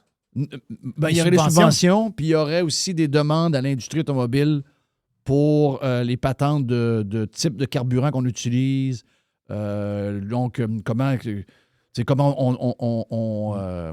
la consommation d'une voiture. Il va y avoir des choses. Ça, pour moi, moi, je suis un gars F1. Donc, les ingénieurs sont capables de faire bien des affaires, puis que de temps en temps, tu lui demandes de se surpasser. L'humain est capable de trouver toutes les solutions à tous les problèmes. Donc, ça, là-dessus, je suis moins... les chars électriques, ils l'ont fait. On aurait dit... On va se le dire, on aurait dit, il y a 20 ans, les chars électriques allaient être ce qu'ils sont aujourd'hui. On aurait fait un saut. Ah, c'est sûr. Okay, c'est pas parfait. J'en ai un. Je le sais. En hiver, là... Ouais, comment tu trouves ça? Ben, la conduite, c'est extraordinaire en hiver. Non, ça, OK, mais je veux dire, c'est pour pesant. la batterie, là, moi, je vais parler pour moi, ma fille. Ma fille a une autre sorte. OK, on a deux sortes différentes. L'hiver, c'est facilement 30-35 %. Bon. Puis, correct. J'ai Quand tu le sais, tu le sais. J'ai quasiment envie d'être élevé et de dire 50 %. OK. Bon, ça paraît, là. Puis moi, c'est drôle parce que mes bancs chauffants, mon volant chauffant, c'est une autre batterie à part. C'est pas ma batterie qui roule, c'est une autre batterie à part. Donc, en principe, mais c'est ça. C'est... Mais cette batterie-là, ça recharge pareil. Oui, elle se recharge pareil. Donc, mais elle ne fait pas partie du kilométrage que je vois. Je comprends. Tu comprends? Donc, tu vas pas, tu dis, je pars mes bancs chauffants, puis telle affaire. Je suis en train de manger 2 % de la batterie à cause de ça. Exactement. C'est une autre batterie à part. Donc, mais tu sais, c'est quand même extraordinaire ce qu'ils ont fait. Mais c'est pas fait pour tout le monde. Puis ça peut pas être across the board. Je vous le dis, là. Moi, on a deux dans la famille. Tu sais, avant, t'es contre ça, t'es ci, t'es ça, t'es boqué. Non, Chris, on a. Oui, c'est ça. Tu sais, je veux dire, je ne me mettrais pas la tête dans le sable. Puis, sais-tu quoi? Probablement que mon prochain char va être encore électrique. Parce que c'est mon deuxième char. Parce que j'ai un pick-up au diesel. C'est ça. Comme deuxième char, ça fait. Mais comme premier, si vous avez juste un à avoir, ça fait pas. Ça fait pas. Mais est-ce que... Mettons que... Je fais un scénario. Mettons qu'il y a une semaine, quelqu'un voulait s'acheter un véhicule électrique. Il commence à regarder les prix... Il est allé chez le concessionnaire, il a regardé ça. Puis, il a vu, mettons, une Kia Picanto électrique. Mais prenez des notes sur les prix que vous avez vus. Là. Parce que moi, je veux avoir ce prix-là, moins 5 000. Ça, c'est la nouvelle subvention? Moi, que ça serait 5 000 pour les chars en bas de 50 000.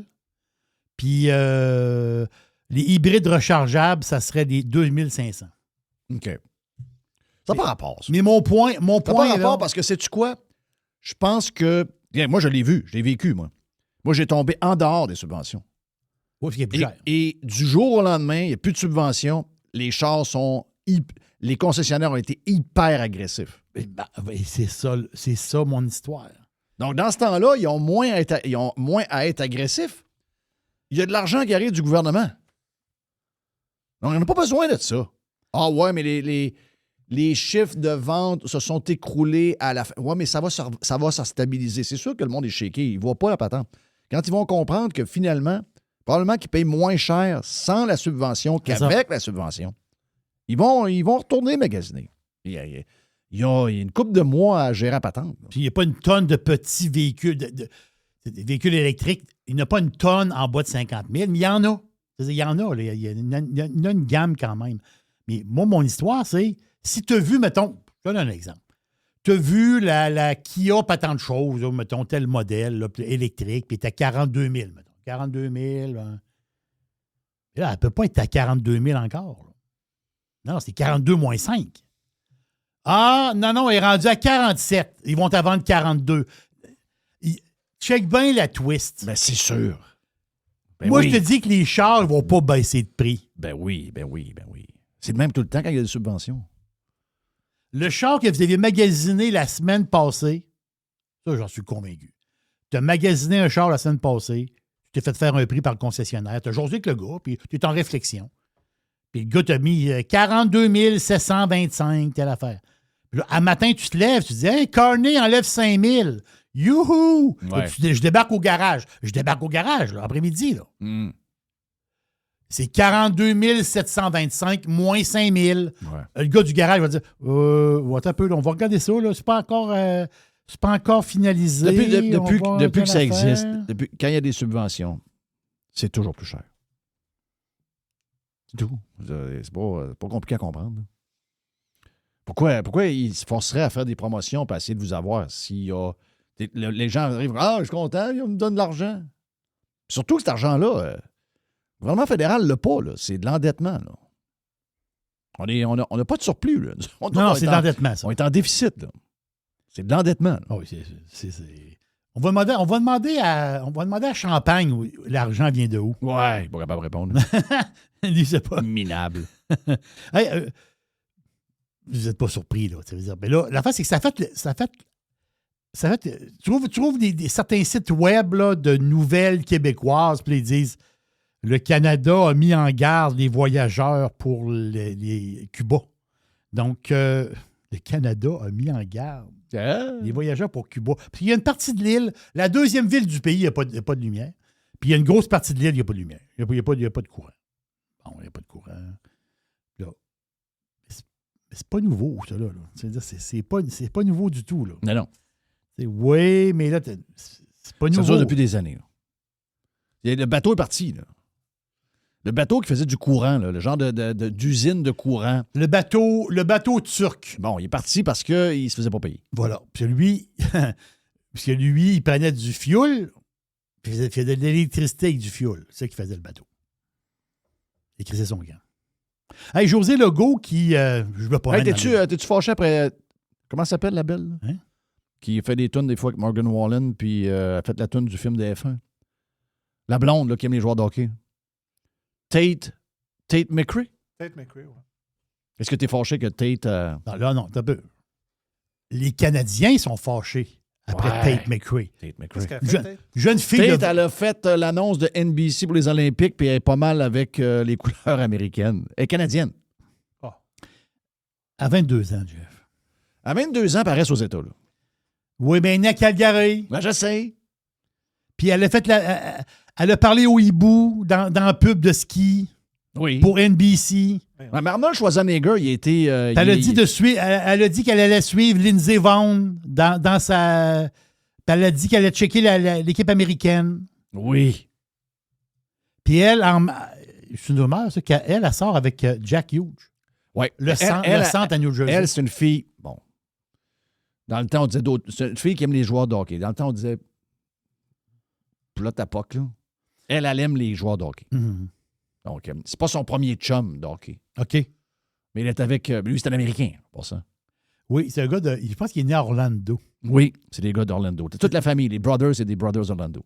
Oui. C'était ça. Soit qu'ils faisaient un groupe de musique style Disney, ou ils jouaient au hockey. À Orlando... C'est bon, ça. Ils viennent d'Orlando. Oui, ils viennent d'Orlando, c'est ça. C'est ça. Oui. Mais là, Tate est plus... Non, Tate. Là, les Canadiens sont frustrés contre Tate. Moi, je l'aime, Tate. Elle n'est pas juste hot, elle est bonne. Elle fait des bonnes tunes. La tune du film de F1, c'était écœurant. Oui. La tune avec Morgan Wallen. Wow, oui. C'est écœurant. Une belle jeune femme de 22 ans qui réussit. Mais là, vu qu'elle est née à Calgary... Si tu es né au Canada, le restant de tes jours, Christophe, il faut que... C'est quoi l'histoire, là? Arnold Schwarzenegger, il est autrichien. Oui. C'est pas mal été... Moi, quand j'ai rencontré la première fois Arnold Schwarzenegger au Canadian Tire à Chicoutimi, Tu veux dire que tu l'as il rencontré était plusieurs fois. autrichien. Oui. Tu veux dire que tu l'as rencontré plusieurs fois. Hein? L'as-tu rencontré Non, plusieurs fois? une fois. Non, une fois. Pas ça te dit. Quand je l'ai rencontré la première fois. OK, ben, c'est vrai. Ouais. Quand j'ai rencontré... Ben, oui. Bon, dès que je l'ai rencontré... Ah oui, je l'ai rencontré par après. J'étais allé sur le tournage du film avec le jet, là. Tu sais, le film avec le jet, là, qui a été tourné dans les Keys, là. Tu sais, c'était Jiminy Lee Curtis, je pense, qui était là-dedans, avec lui. OK. Tu sais, le jet, là. Hein? Ah oui, l'avion britannique qui part sur lui-même. Ah oui, ça va être un gros hit, ça. C'est un crash d'avion? Non. Non? Parce que Manny, il se ramasse comme... il était accroché après l'avion, puis tout, là. OK. Donc, c'est un film d'action, là, très, très, très, très d'action. Puis ça a été tourné à Miami dans le début des années 90. Et j'étais allé sur le tournage, parce que moi, c'est ce genre de patente-là. Je lisais le Miami Herald, puis il y avait toujours une genre de première page là, avec tous les potins. Bon, ben là, aujourd'hui, il y a telle affaire pour le film, il tourne ça à telle place. Puis là, Schwarzenegger va être là, Jiminy Lee Curtis va être là, je sais pas trop qui, là, mais la fille qui était dedans. Puis, donc, si vous voulez voir, ça se passe là, à telle heure. C'est True Lies. Oui! 1994. Oui! C'est un film de James Cameron. Oui! Ben, voyons donc. Ben oui, c'est un gros film, ça. Ah oui, c'est un gros film. Oui, ça me dit quelque chose. Non, je l'ai vu ça. 2 fois, mais là, la deuxième fois, j'étais pas proche de même. Tu dis que t'es Forrest Gump, toi. C'est épouvantable. J'étais allé voir le tournage. Forrest Gump. Il faisait sauter un genre d'ancien viaduc. OK. Ouais, c'était drôle. Puis, mais la première fois que j'ai rencontré avec mon père m'a dit, je sais même pas c'est qui. Mon père il me dit, ah ouais, il est temps, ça va au Canadian Tire, Monsieur Univers est là. Ah ouais, c'est qui lui? Donc, je vais avoir 6 ans, 7 ans, 8 ans, je sais pas, moi.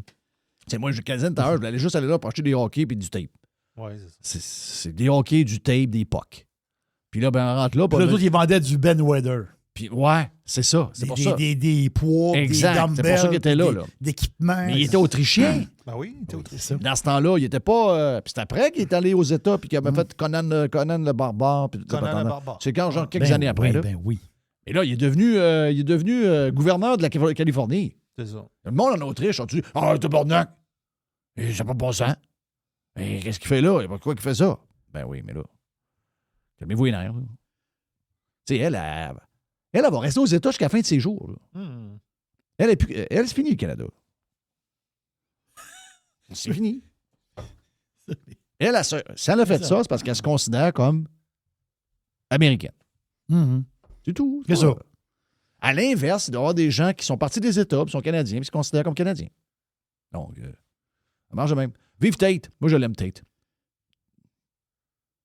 Là, je t'ai coupé ta boîte. Non. J'ai pas le droit. C'est Tate. C'est Tate. Le Canada, c'est le Rocket de Laval des États-Unis. C'est très bon, ça. Ben oui.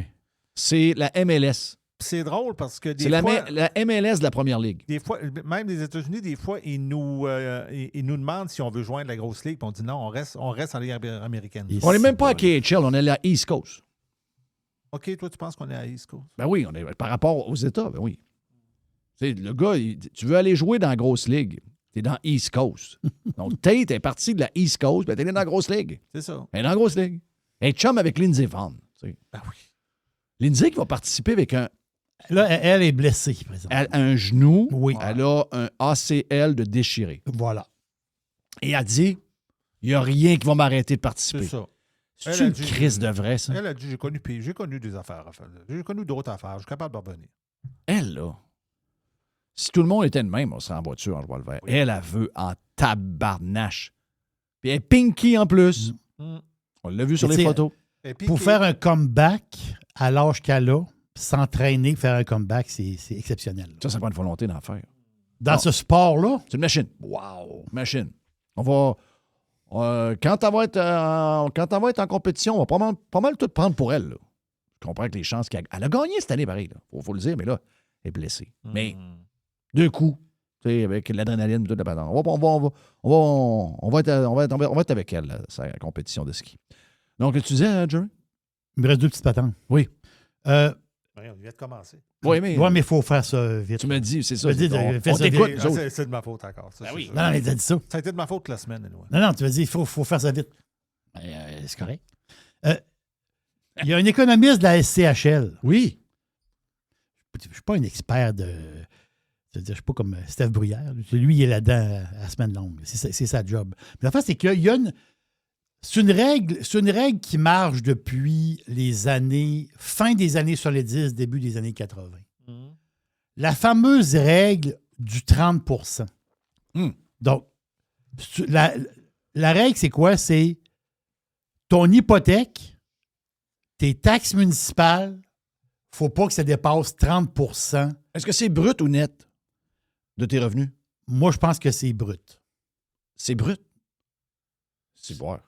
C'est net, tu penses? Ben, c'est parce que brut, avec 50 d'impôts, là, tu as 30 de fait, il ne reste plus grand-chose à manger. Mais si c'est net, mettons que quelqu'un gagne net, mettons, je sais pas, moi... Mettons que net, il reste 47. Non, mais mettons que, je sais pas, moi, quelqu'un qui gagne, je sais pas, moi, 70 000. OK, mais un couple. Mets un couple. OK, on met un couple, on dit, le couple net gagne 8 000 par mois. Bon. Ça fait 12 fois 8 000. Donc, on est aux alentours de 100 000. Ils ont 2 salaires de 75 000. Tiens, 70 000. C'est parfait. Puis il leur reste 100. Il leur reste 100. Faut pas que leur hypothèque et leur électricité... Excuse-moi. Hypothèque et taxes. Taxes. Donc, 30 de... J'ai dit quoi? J'ai dit 10 000 ou 8 000? 8 000. J'ai dit 8 000. Donc, 10 de 8 000, c'est 800. Ça veut dire 1600. Donc, faut que... Ce que tu viens de parler là, 8 000... c'est 2 400 piastres. C'est ça. Ça ne peut pas être plus que 2 400. C'est comme un calcul. Ce 30 %-là, ça veut dire pour une gestion prudente de tes finances. Oui. Si tu es en haut de ça, tu es quelqu'un de calculé comme fragile. C'est ça. Fragile, ça veut dire quoi? C'est que tu peux sauter. Là. C'est-à-dire que si tu es à 30 et moins, ben la vie quotidienne, les bad luck de la vie. Tu vas passer à travers la vie financièrement, normalement. En haut de ça, tu es dans la marde. En haut de ça, tu es quelqu'un de calculé comme fragile. Mm-hmm. Puis là, l'économiste de la SCHL, il dit il dit il n'y a plus grand monde de 30 % et moins. Là. Oh! Les nouveaux qui rentrent sur le marché, là, ils ne sont plus à 30 %, ils sont à 40 %.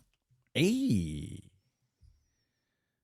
Fait que ceux qui s'achètent des maisons présentement, okay, des nouveaux ménages achètent des maisons, c'est tout. La morale de l'histoire, c'est tout du monde fragile. Tabarnache! On ne bâtira pas grand-chose de fort avec ça. Là. Non, on est au bout de la corde. On est au bout de la patente. Ben, mais ça. Dernière la route? Une petite dernière. Qu'est-ce que je vais te donner? Ah oui, attends un peu. Okay. Je vais te shaker un peu. Si tu vas sur openclaw.ai. Oh, d'abord, tu me demandes de prendre quelque chose. Woo! Openclaw.ai. C'est un drink, ça? Non, c'est pas un drink. Openclaw, CLAW.ai. Ça vient d'être lancé il n'y a pas longtemps. Openclaw. Ah, j'ai la nouvelle version de... J'ai l'update de iPhone iOS. C'est quasiment fatigant. Openclaw. Okay, le nouveau, parce que c'est comme... c'est comme liquide. C'est liquide. Ouais. T'aimes-tu ça? Ça m'énerve. Ouais. Mais j'ai le mal tu de mer. peux-tu enlever le style liquide? Ça se peut, là, j'ai le mal de mer. Oui, mais le liquide, c'est plus... C'est ça, c'est comme un peu... Des fois, c'est comme un peu embrouillé. Donc, OpenClaw ou Claw? C-L-A-W. OK. Point... AI. A-I. Oui. OK. Openclaw.ai. Bon. Ce que vous voyez, c'est un genre de forum un peu type Reddit. Oui, exact. Ça ressemble, ouais. Même le logo, il ressemble pas mal. Bon, c'est ça. C'est pas l'interface la plus belle sur la Terre, mais il n'est pas là le point. Le point, c'est que c'est un Reddit, mais ceux qui écrivent sur ce Reddit-là, parce que c'est du monde qui se parle, c'est un forum de discussion. Le monde, il se trouve des chambres, le monde se jase. Mais la fait, c'est que c'est pas du monde. Ouais, ça, c'est crazy. Le monde qui se parle, c'est des agents AI.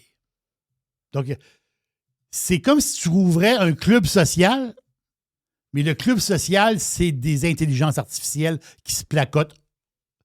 Ils se placotent. Ils se placotent de tout. À un moment donné, ils ont parti. Ils se placotent de tout. Donc, un agent AI, c'est quoi? Un agent AI, on peut en créer un agent AI. Un agent AI, c'est... Ben, c'est ceux qui répondent d'un site là, pour les questions qu'on a. Là. Non, l'affaire, c'est que ça, c'est des bots. Un genre de chatbot.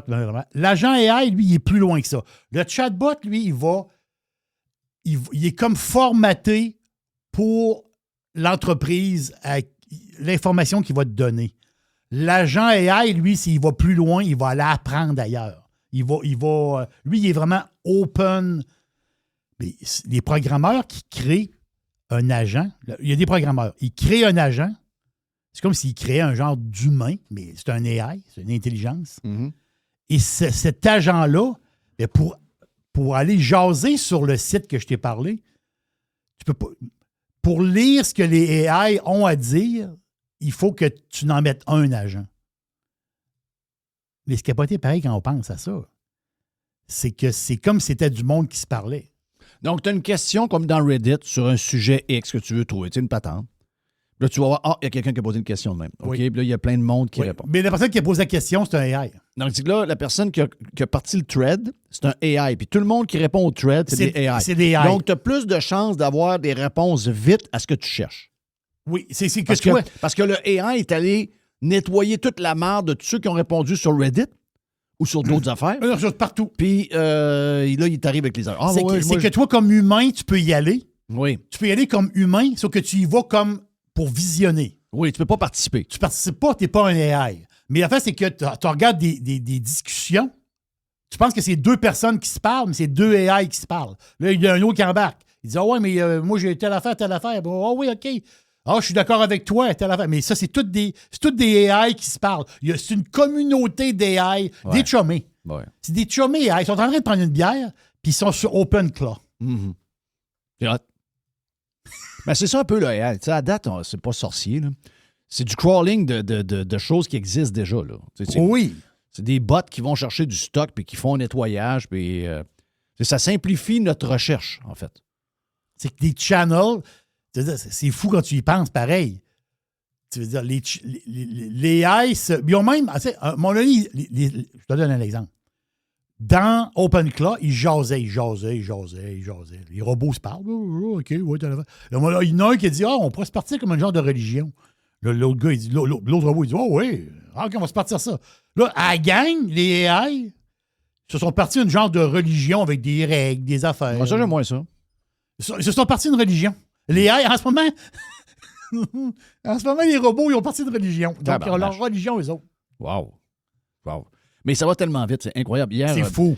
Hier, je lisais sur la F1, parce que là, on est dans un gros crunch, les gens qui suivent la F1, à cause des nouvelles normes de 2026, les nouveaux moteurs, les nouveaux châssis, les nouvelles affaires, c'est capoté tout ce qui a été changé. C'est de l'inconnu, là, OK? Donc, il y a des voitures qui sont arrivées en retard. Il y en a qui sont... Il va y avoir beaucoup de chaos cette année parce que, tu sais, au niveau technologique, c'est tellement nouveau qu'il va y avoir plein d'affaires. Et Adrian Newey parlait, puis il disait, tu sais, nous autres, il dit l'intelligence artificielle, sérieusement, à F1, ça fait longtemps qu'on s'en sert. Ils dit, on est rendu même plus loin que ça, là. Mais il dit, tout ce qu'ils ont fait cette semaine là, comme test à Barcelone, ils s'en vont en usine parce que les prochains tests vont être... C'était pas un vrai test, là, c'était plus du ramasser du data. Le vrai test est à Bahreïn dans 2 semaines, même moins de 2 semaines. Entre ce temps-là, là, ils s'en vont d'un bureau, puis c'est tous les computers avec le data qu'ils ont ramassé. Puis il dit qu'ils vont probablement améliorer par rapport à ce qu'il y avait, toutes les affaires, à peu près de 50-60% en bureau. Donc, ça se fait par les AI, ça se fait par... Puis il dit, tous les outils qu'on a, maintenant, c'est la course à ça. Là. Il dit, c'est plus juste le wind tunnel, c'est plein d'affaires. Il dit, les outils qu'on a, basés, oui, sur une forme d'AI, mais il dit, les AI que nous, on utilise, c'est un peu basic. Là. Il dit, nous autres, on est plusieurs coches en avant, mais il dit, tout ce qu'on a de vraiment high-tech, là, aujourd'hui, là, qu'on est en train de se servir pour améliorer les voitures comme ça se peut pas, comme vous n'avez pas d'idée, là. On améliore bien plus les voitures une fois que le test est fini que pendant le test, là, 100 fois plus. Mais il dit, les outils qu'on a développés avec des compagnies pour nous autres, puis que d'autres ont dans d'autres écuries, puis on n'a pas les mêmes affaires, bien, il dit, ce qu'on a en ce moment, l'année prochaine, en février, c'est tout à la poubelle depuis quelques mois. Là. Ah. C'est quasiment changé aux 6 mois au complet. Là. Tous les outils qu'on trouve révolutionnaires là, dans 6 mois sont out. C'est capoté, hein? Capoté. Ça va tellement vite. Malade. Ça n'a pas de bon sens. Malade. C'était la boîte. C'était la petite boîte. Thank you, Jerry. Il y a une petite boîte. Il y a une petite boîte. Il y a une petite boîte. Enfin. Pirater, c'est légal. Radiopirate.com. Radio Pirate. Making history again. Gilles Parent est avec nous. On a fait 1h15. On a fait ça hier après-midi avec Gilles. Gilles. Et on vous offre un bout. C'est la fin du podcast. Mais on a fait quand même une heure, je vous dis 1h15. On vous offre 15 minutes à peu près. Donc, de ce qu'on a jasé hier avec Gilles Parent. Sujet incontournable de ce temps-là depuis un an et demi. Les restaurants, je vois le faire. Hey, je te laisse après ça. Tu as fait un podcast avec un gars de restauration? Oui. François Blais. Es-tu disponible? Il n'est pas encore en ligne. Il n'est pas encore en ligne parce que j'ai un projet dont je vais te parler dans 20 ans. Non, je sais que... Mec, tu m'en parles, je vais dire, ça ne m'intéresse pas. OK. J'espère que tu vas me dire ça, j'aimerais ça. Mais en tout cas, tu sais, François est venu me parler, puis il m'a dit, tu n'as pas fini de voir des restaurants fermés, puis il m'a dit, écoute, c'est... Oui, il t'a sorti ses chiffres, tout. Ah, écoute, il dure 1h25, c'est rare, le podcast long de même. Mais écoute, on fait le tour en tabarouette. On fait le tour. Puis lui, ce que j'aime de François, non, outre le fait qu'il dit les choses... c'est Bistro B. Bistro B. Le seul qui m'a donné un show comme ça, avec une transparence éloquente, c'est Sébastien Dumézeret quand tu as fait. Oui. Il avait donné les chiffres. Ceux qui l'ont écouté m'ont dit « Tabarouette que j'ai appris des choses ». Mais avec François, c'est la même affaire. Il parle même de ses employés actuellement, pourquoi il a changé son restaurant, comment il dit « Cette année, moi, le gars, ça a été une pas pire année ». Mais là, avec les travaux qui s'en viennent, je vais perdre 200 000 cette année. Ouais, 200 000. Non, mais il dit, j'ai fait des rénovations en plus. J'ai rénové quand même pas mal. Puis, mais il me dit... Non, c'est pas... Il dit, c'est pas rose. Puis, on est dans la même société qui va au IGA puis qui va partout au panier extra, n'importe quoi. Fait qu'on sait c'est quoi. Mais quand on achète, nous autres, on a des taxes, des timbres, des ci, des ça. Fait que tout coûte plus cher. Puis il me donnait un exemple des riz de veau. Lui, il était réputé pour ses riz de veau. Il est encore réputé pour ses riz de veau, mais il dit, j'en ferai plus, Gilles. Je peux pas. Il dit, quand j'ai commencé à faire ça il y a peut-être une dizaine d'années, oui. Il dit, c'était à 22 piastres la livre quand j'achetais ça. Là, c'est rendu 96. Ah, voyons, franchement. Christ, il dit, à un moment donné, il dit, moi, j'ai dit, combien tu vendrais ça? Ben, il dit, le prix de base plus, ça serait 10-12 piastres que moi, ça me revient. Il faut que je le vende 30-35. Eux autres, ça tu sais, il y a un gros joueur de viande qui fait faillite, là, qui est fermé, là. C'est Collabore. Mais c'est un livreur plus, Collabore. Ils font pas de viande. Non, bien, oui. Ils fournissent les restaurants, les institutions. C'est un peu comme... mais ils livrent comme Gordon. Gordon, tu sais, en ville, tu vois les camions Gordon puis Collabore. Je pense que c'est des livreurs. Je pense. De mémoire. Mais parce que je suis souvent en ville, puis je les vois souvent. Là. Je les vois juste sortir c'est des livreurs, mais c'est un marchand en gros. Ah ben oui, absolument. C'est un marchand en gros qui livre. Oui, parce que ils ont acheté Bertrand. Oui, ils ont acheté Bertrand. Bertrand, c'est la viande, là. Non, mais ils livrent, effectivement. Ils partent des endroits, ils vont aller chercher en grande quantité. C'est un distributeur alimentaire. C'est ça. Carrément, mais ils font la livraison directe. C'est-à-dire, mais dans l'entrepôt, il y a de la viande, puis ils s'occupent de... Tu sais, souvent, quand on parle avec Mario dit, c'est mon fournisseur, il essaie de faire des poulets, il coupe telle affaire. C'est là que ça se passe. Ça.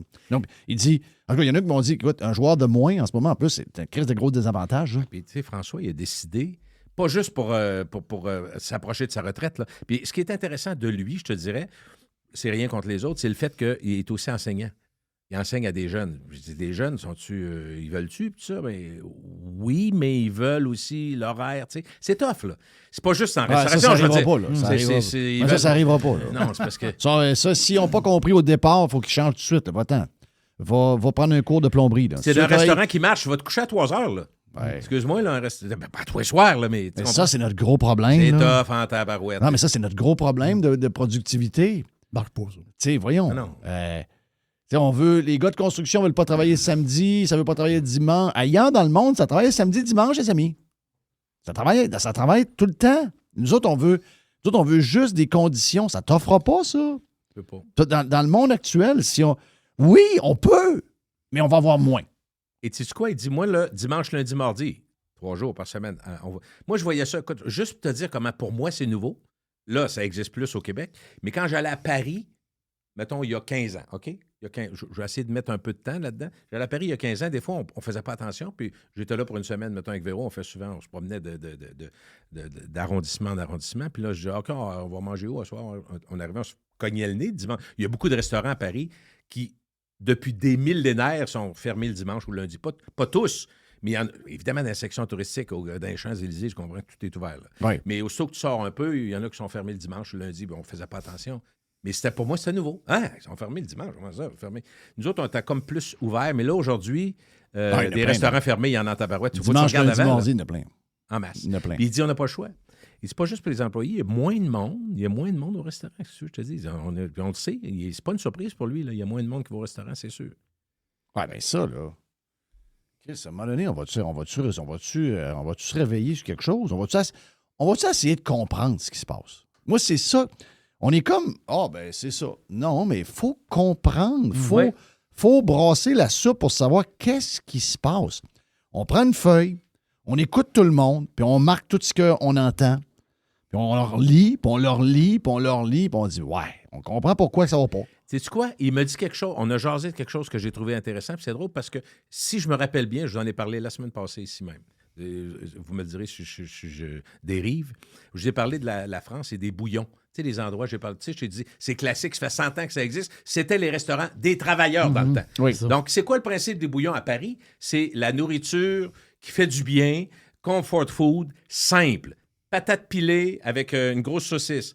Patates pilées avec un genre de pâté chinois. Tu sais, c'est pas ça, le pâté chinois. C'est nos brasseries du temps. C'est brasserie du temps, mais avec... Puis, sais-tu quoi? Ce qui me manquait, puis qui était le fun dans le podcast, il m'en a parlé plus précisément, parce que je n'avais pas cette info-là. Il dit, l'autre affaire, c'est bouillon, tout comme l'entrecôte Saint-Jean qui existe ici. Là-bas, le relais de l'entrecôte, c'est un succès fou là-bas. Mais, signe des temps, je vais dire comment ça a changé. Mais restons sur le bouillon. Donc, un beau restaurant, 2 étages, près de 200 places. C'est gros, OK, tu comprends? Et la carte, c'est pas compliqué. Mais c'est brillant. Moi, je suis sûr, d'ailleurs, c'est ce dont on parlait, tu mets ça à Québec, bien placé. À Québec, pas n'importe où. À Québec, dans le vieux, tu mets ça à Québec, bouillon Champlain. Appelons-le de même parce que, bon, Champlain, découvert. Peut-être. Principe du bouillon. 4-5 repas, habituellement, qui sont toujours très, très bons. Donc, ton menu, c'est une page. Une page avec 4 lignes. Non, c'est pas fini.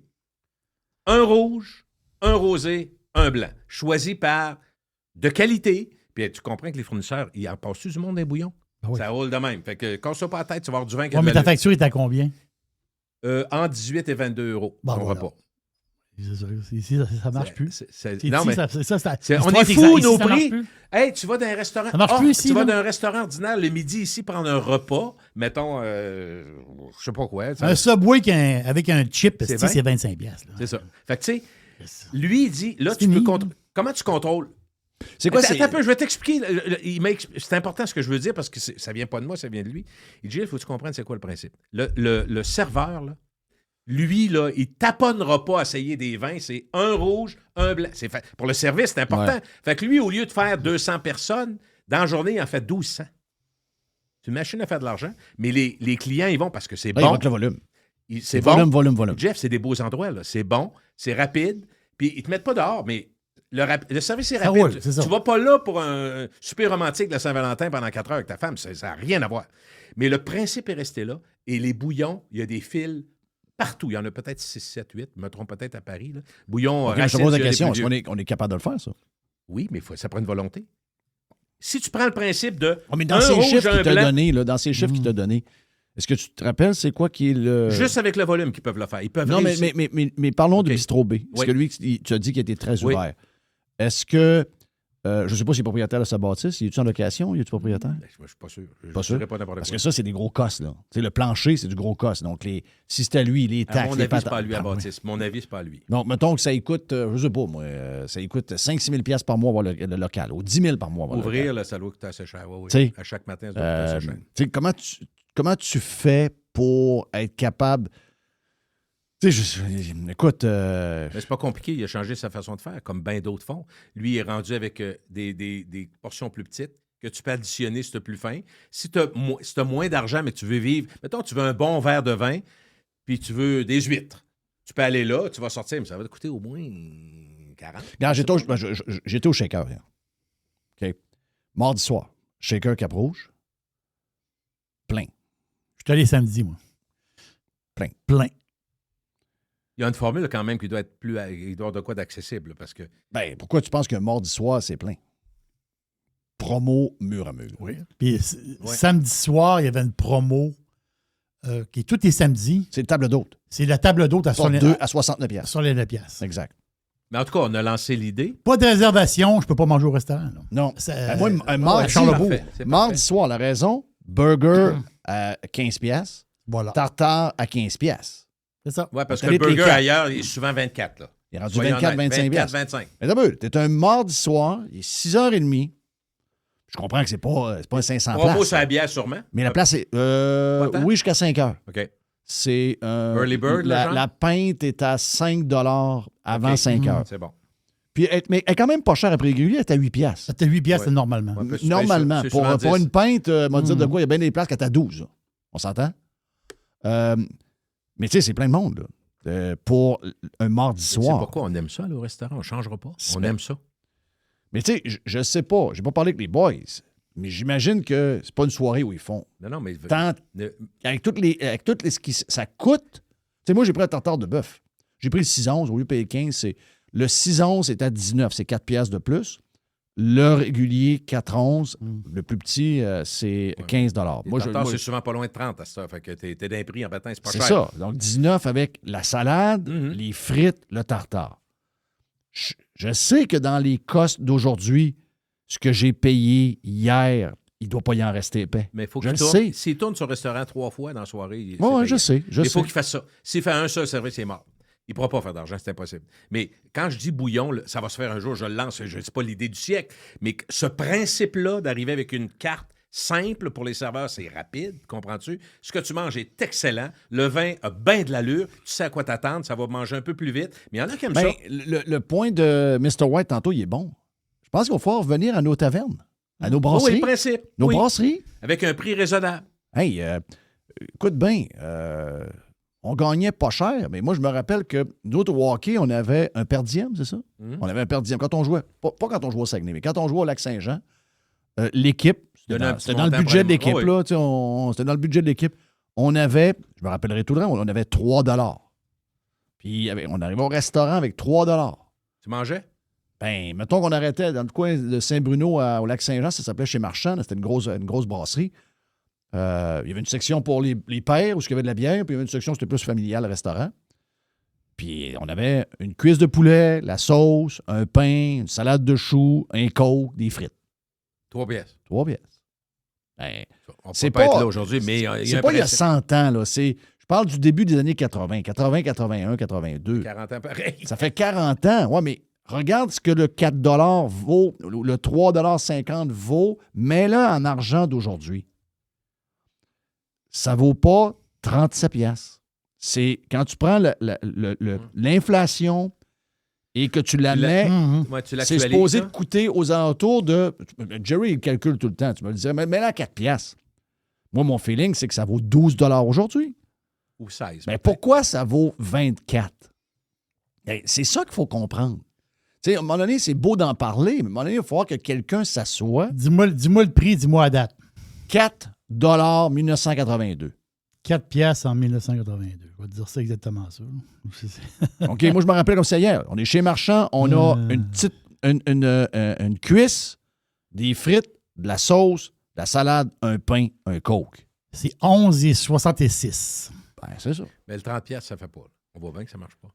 Ben, il s'est passé quelque chose. Mettons que tu me dis c'est 13,50. Je te dis, OK, je peux comprendre. Mais si c'est rendu à 30, marche pas, là, c'est ça. Il y a quelque chose dans le système qui ne marche plus, là. Voilà.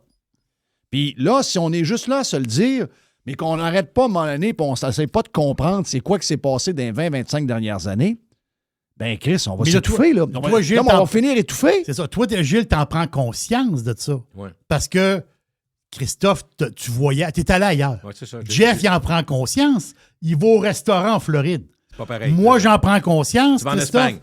À côté où ma soeur reste, il y a 4 restaurants. Puis si je fais l'autre coin de la rue, il y en a 4 autres.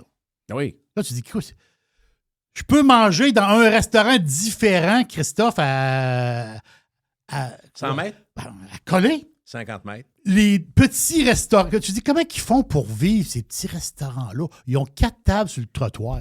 Ils ont à peu près 5-6 tables à l'intérieur. Peut-être pas 30 de taxes, par exemple. Tu parles avec le boss. Le boss, il vit très bien. Il arrive de Londres. Il est allé voir sa fille. Bon, ben justement, il faut qu'on Sa fille étudie à Londres. OK, ben parfait. Là, allons là. Le gars, il vend des plates de riz, maudit calice. Ben ouais.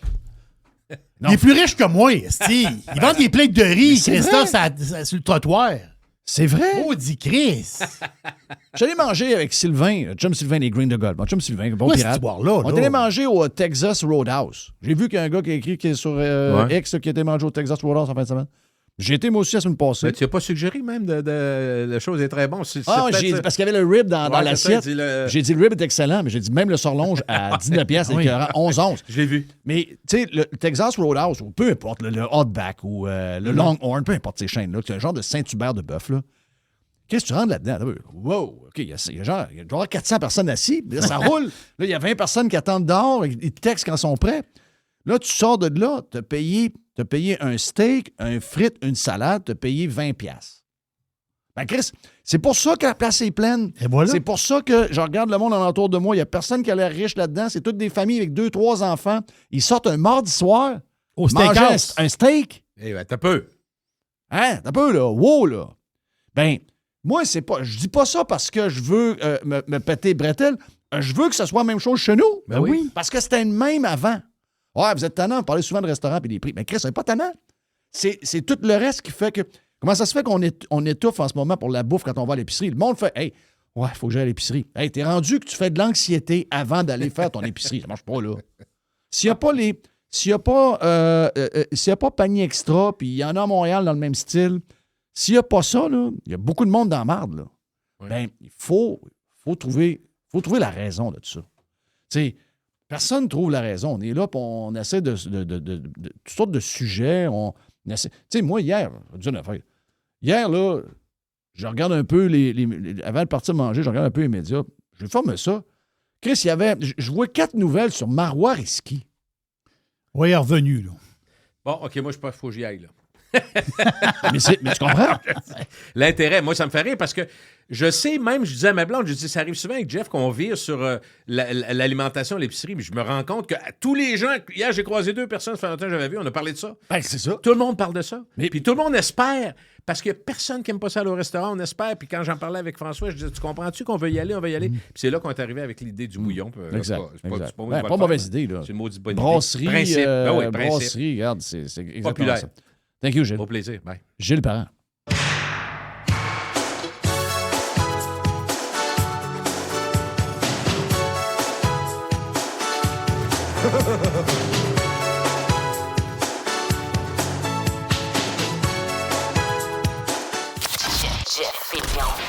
JeffFillion.com. Radio Pirate, Radio Pirate, Radio Pirate. Hey, l'aubergiste, c'est le week-end!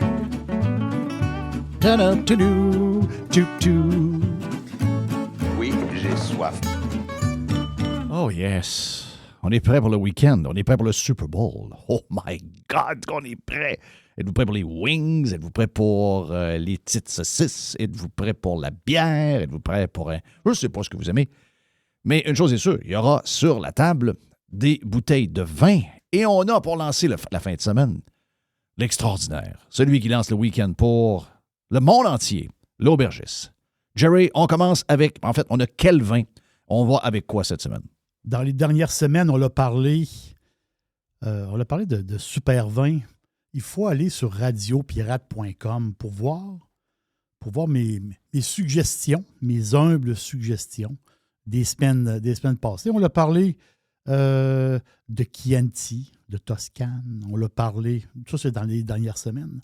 Un rouge de la Provence, un rouge du Tage, donc la région centrale du Portugal, le Tajo. On a parlé d'un beau rouge de Bierzo, donc la région espagnole. Et là, on est dû pour un blanc, un Bianco. Pas Blanco, Bianco. Parce qu'on s'en va en Italie. Et c'est une bouteille que je connais bien.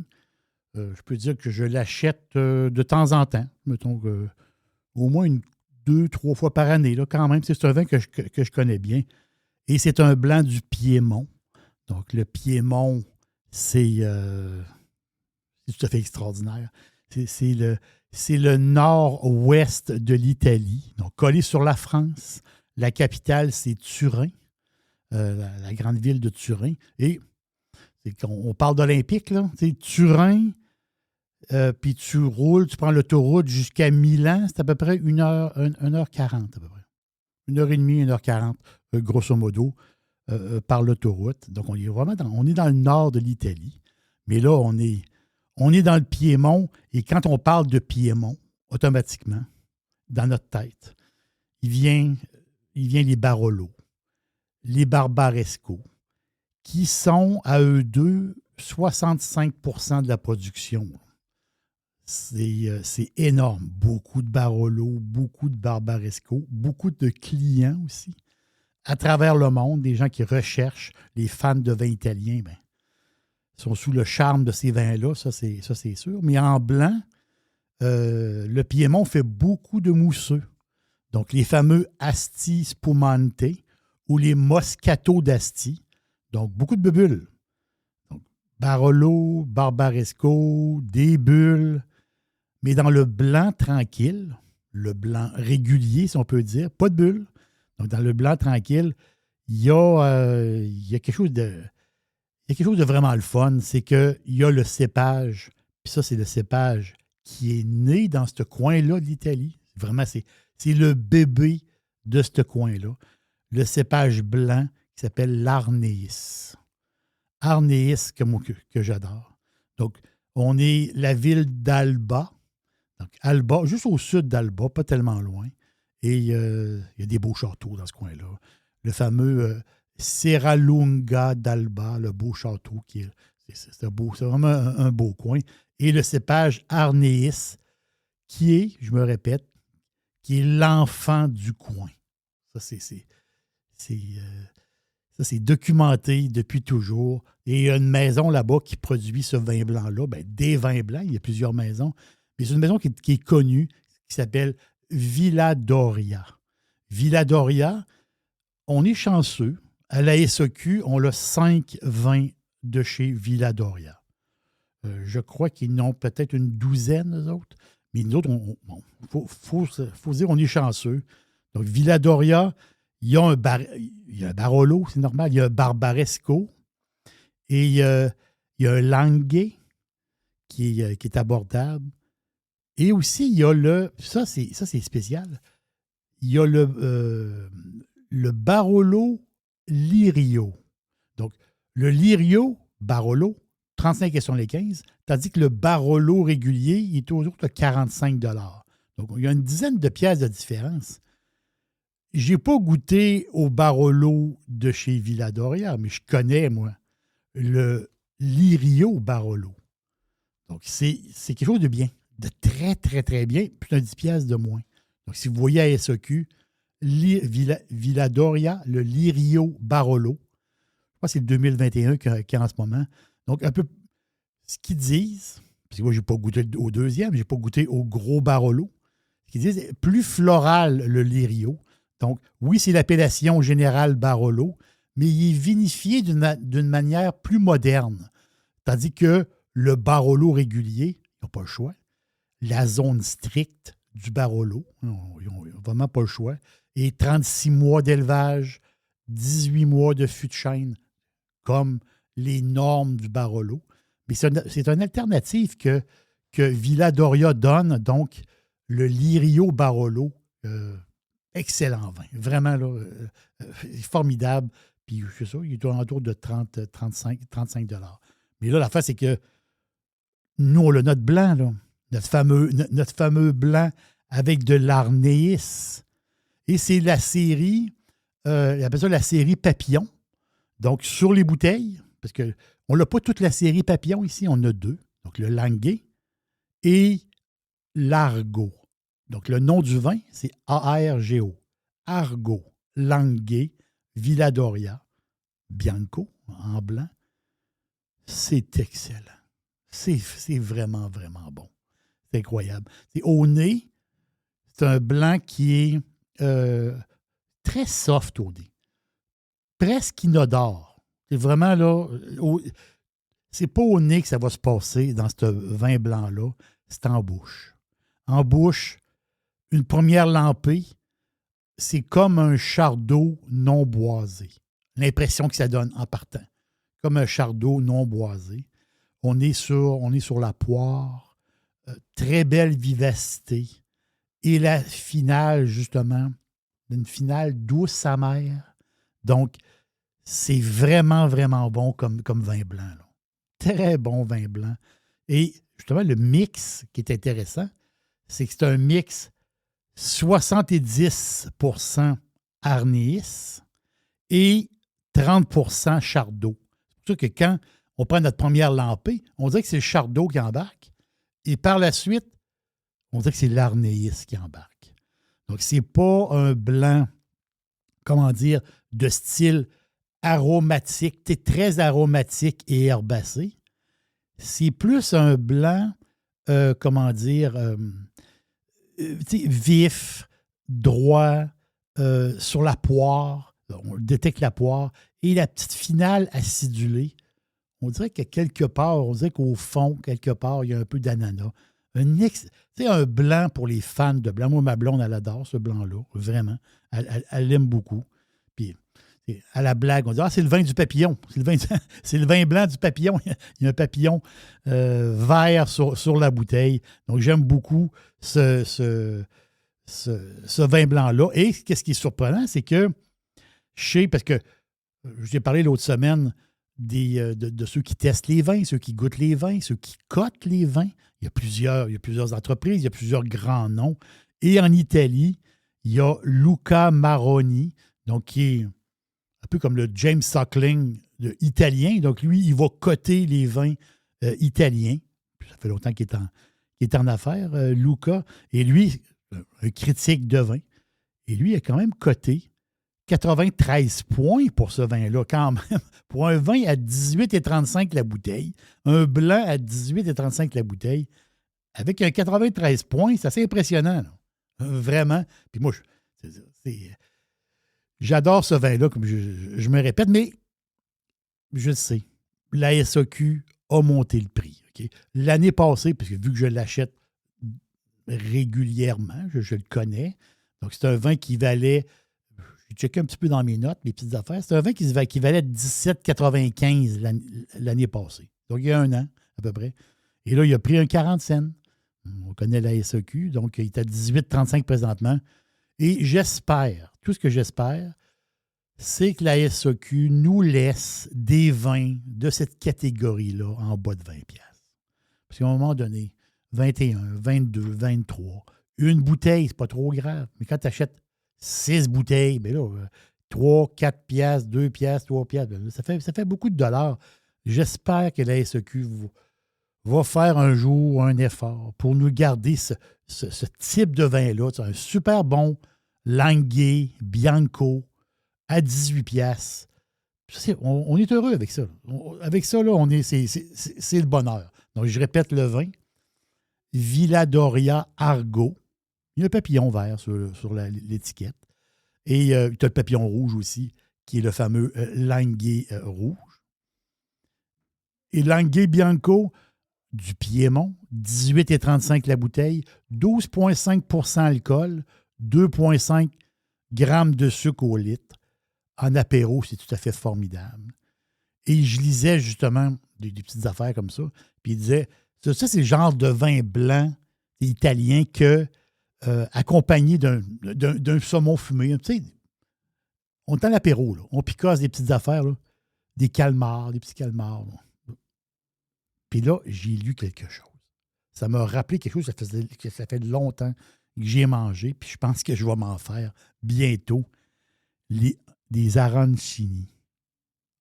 Vous savez, les boulettes de riz et qu'on va paner et qu'on va passer dans l'huile. Et ces boulettes de riz-là, on peut les faire avec un petit peu de viande dedans. On peut les faire avec un genre de riz fromagé. Ça, ou mettons qu'avec un petit peu de tomate dedans, je suis dû pour manger des arancini et de m'ouvrir une bouteille de Villa-Doria-Argo. Avec ça, je vais être très, très, très heureux. Thank you, Jerry. Thank you à l'aubergiste. Merci de lancer le week-end. Beau week-end. Hey, on est privilégiés cette semaine. On a de la lumière en espérant que ça va durer pour la fin de semaine. On devait avoir un peu de neige, un peu d'accumulation. Finalement, ça a été tassé. Donc, sur les routes, si vous allez aller à des places pour le Super Bowl, ben enjoy de manière sécuritaire. Attention, c'est pas toujours un genre de chauffeur désigné parce qu'au Super Bowl, on prend du vino, on prend une petite bière, etc., etc. Donc, enjoy the weekend. Et bon match entre les Patriots et les Seahawks. Hey, l'aubergiste, c'est le week-end!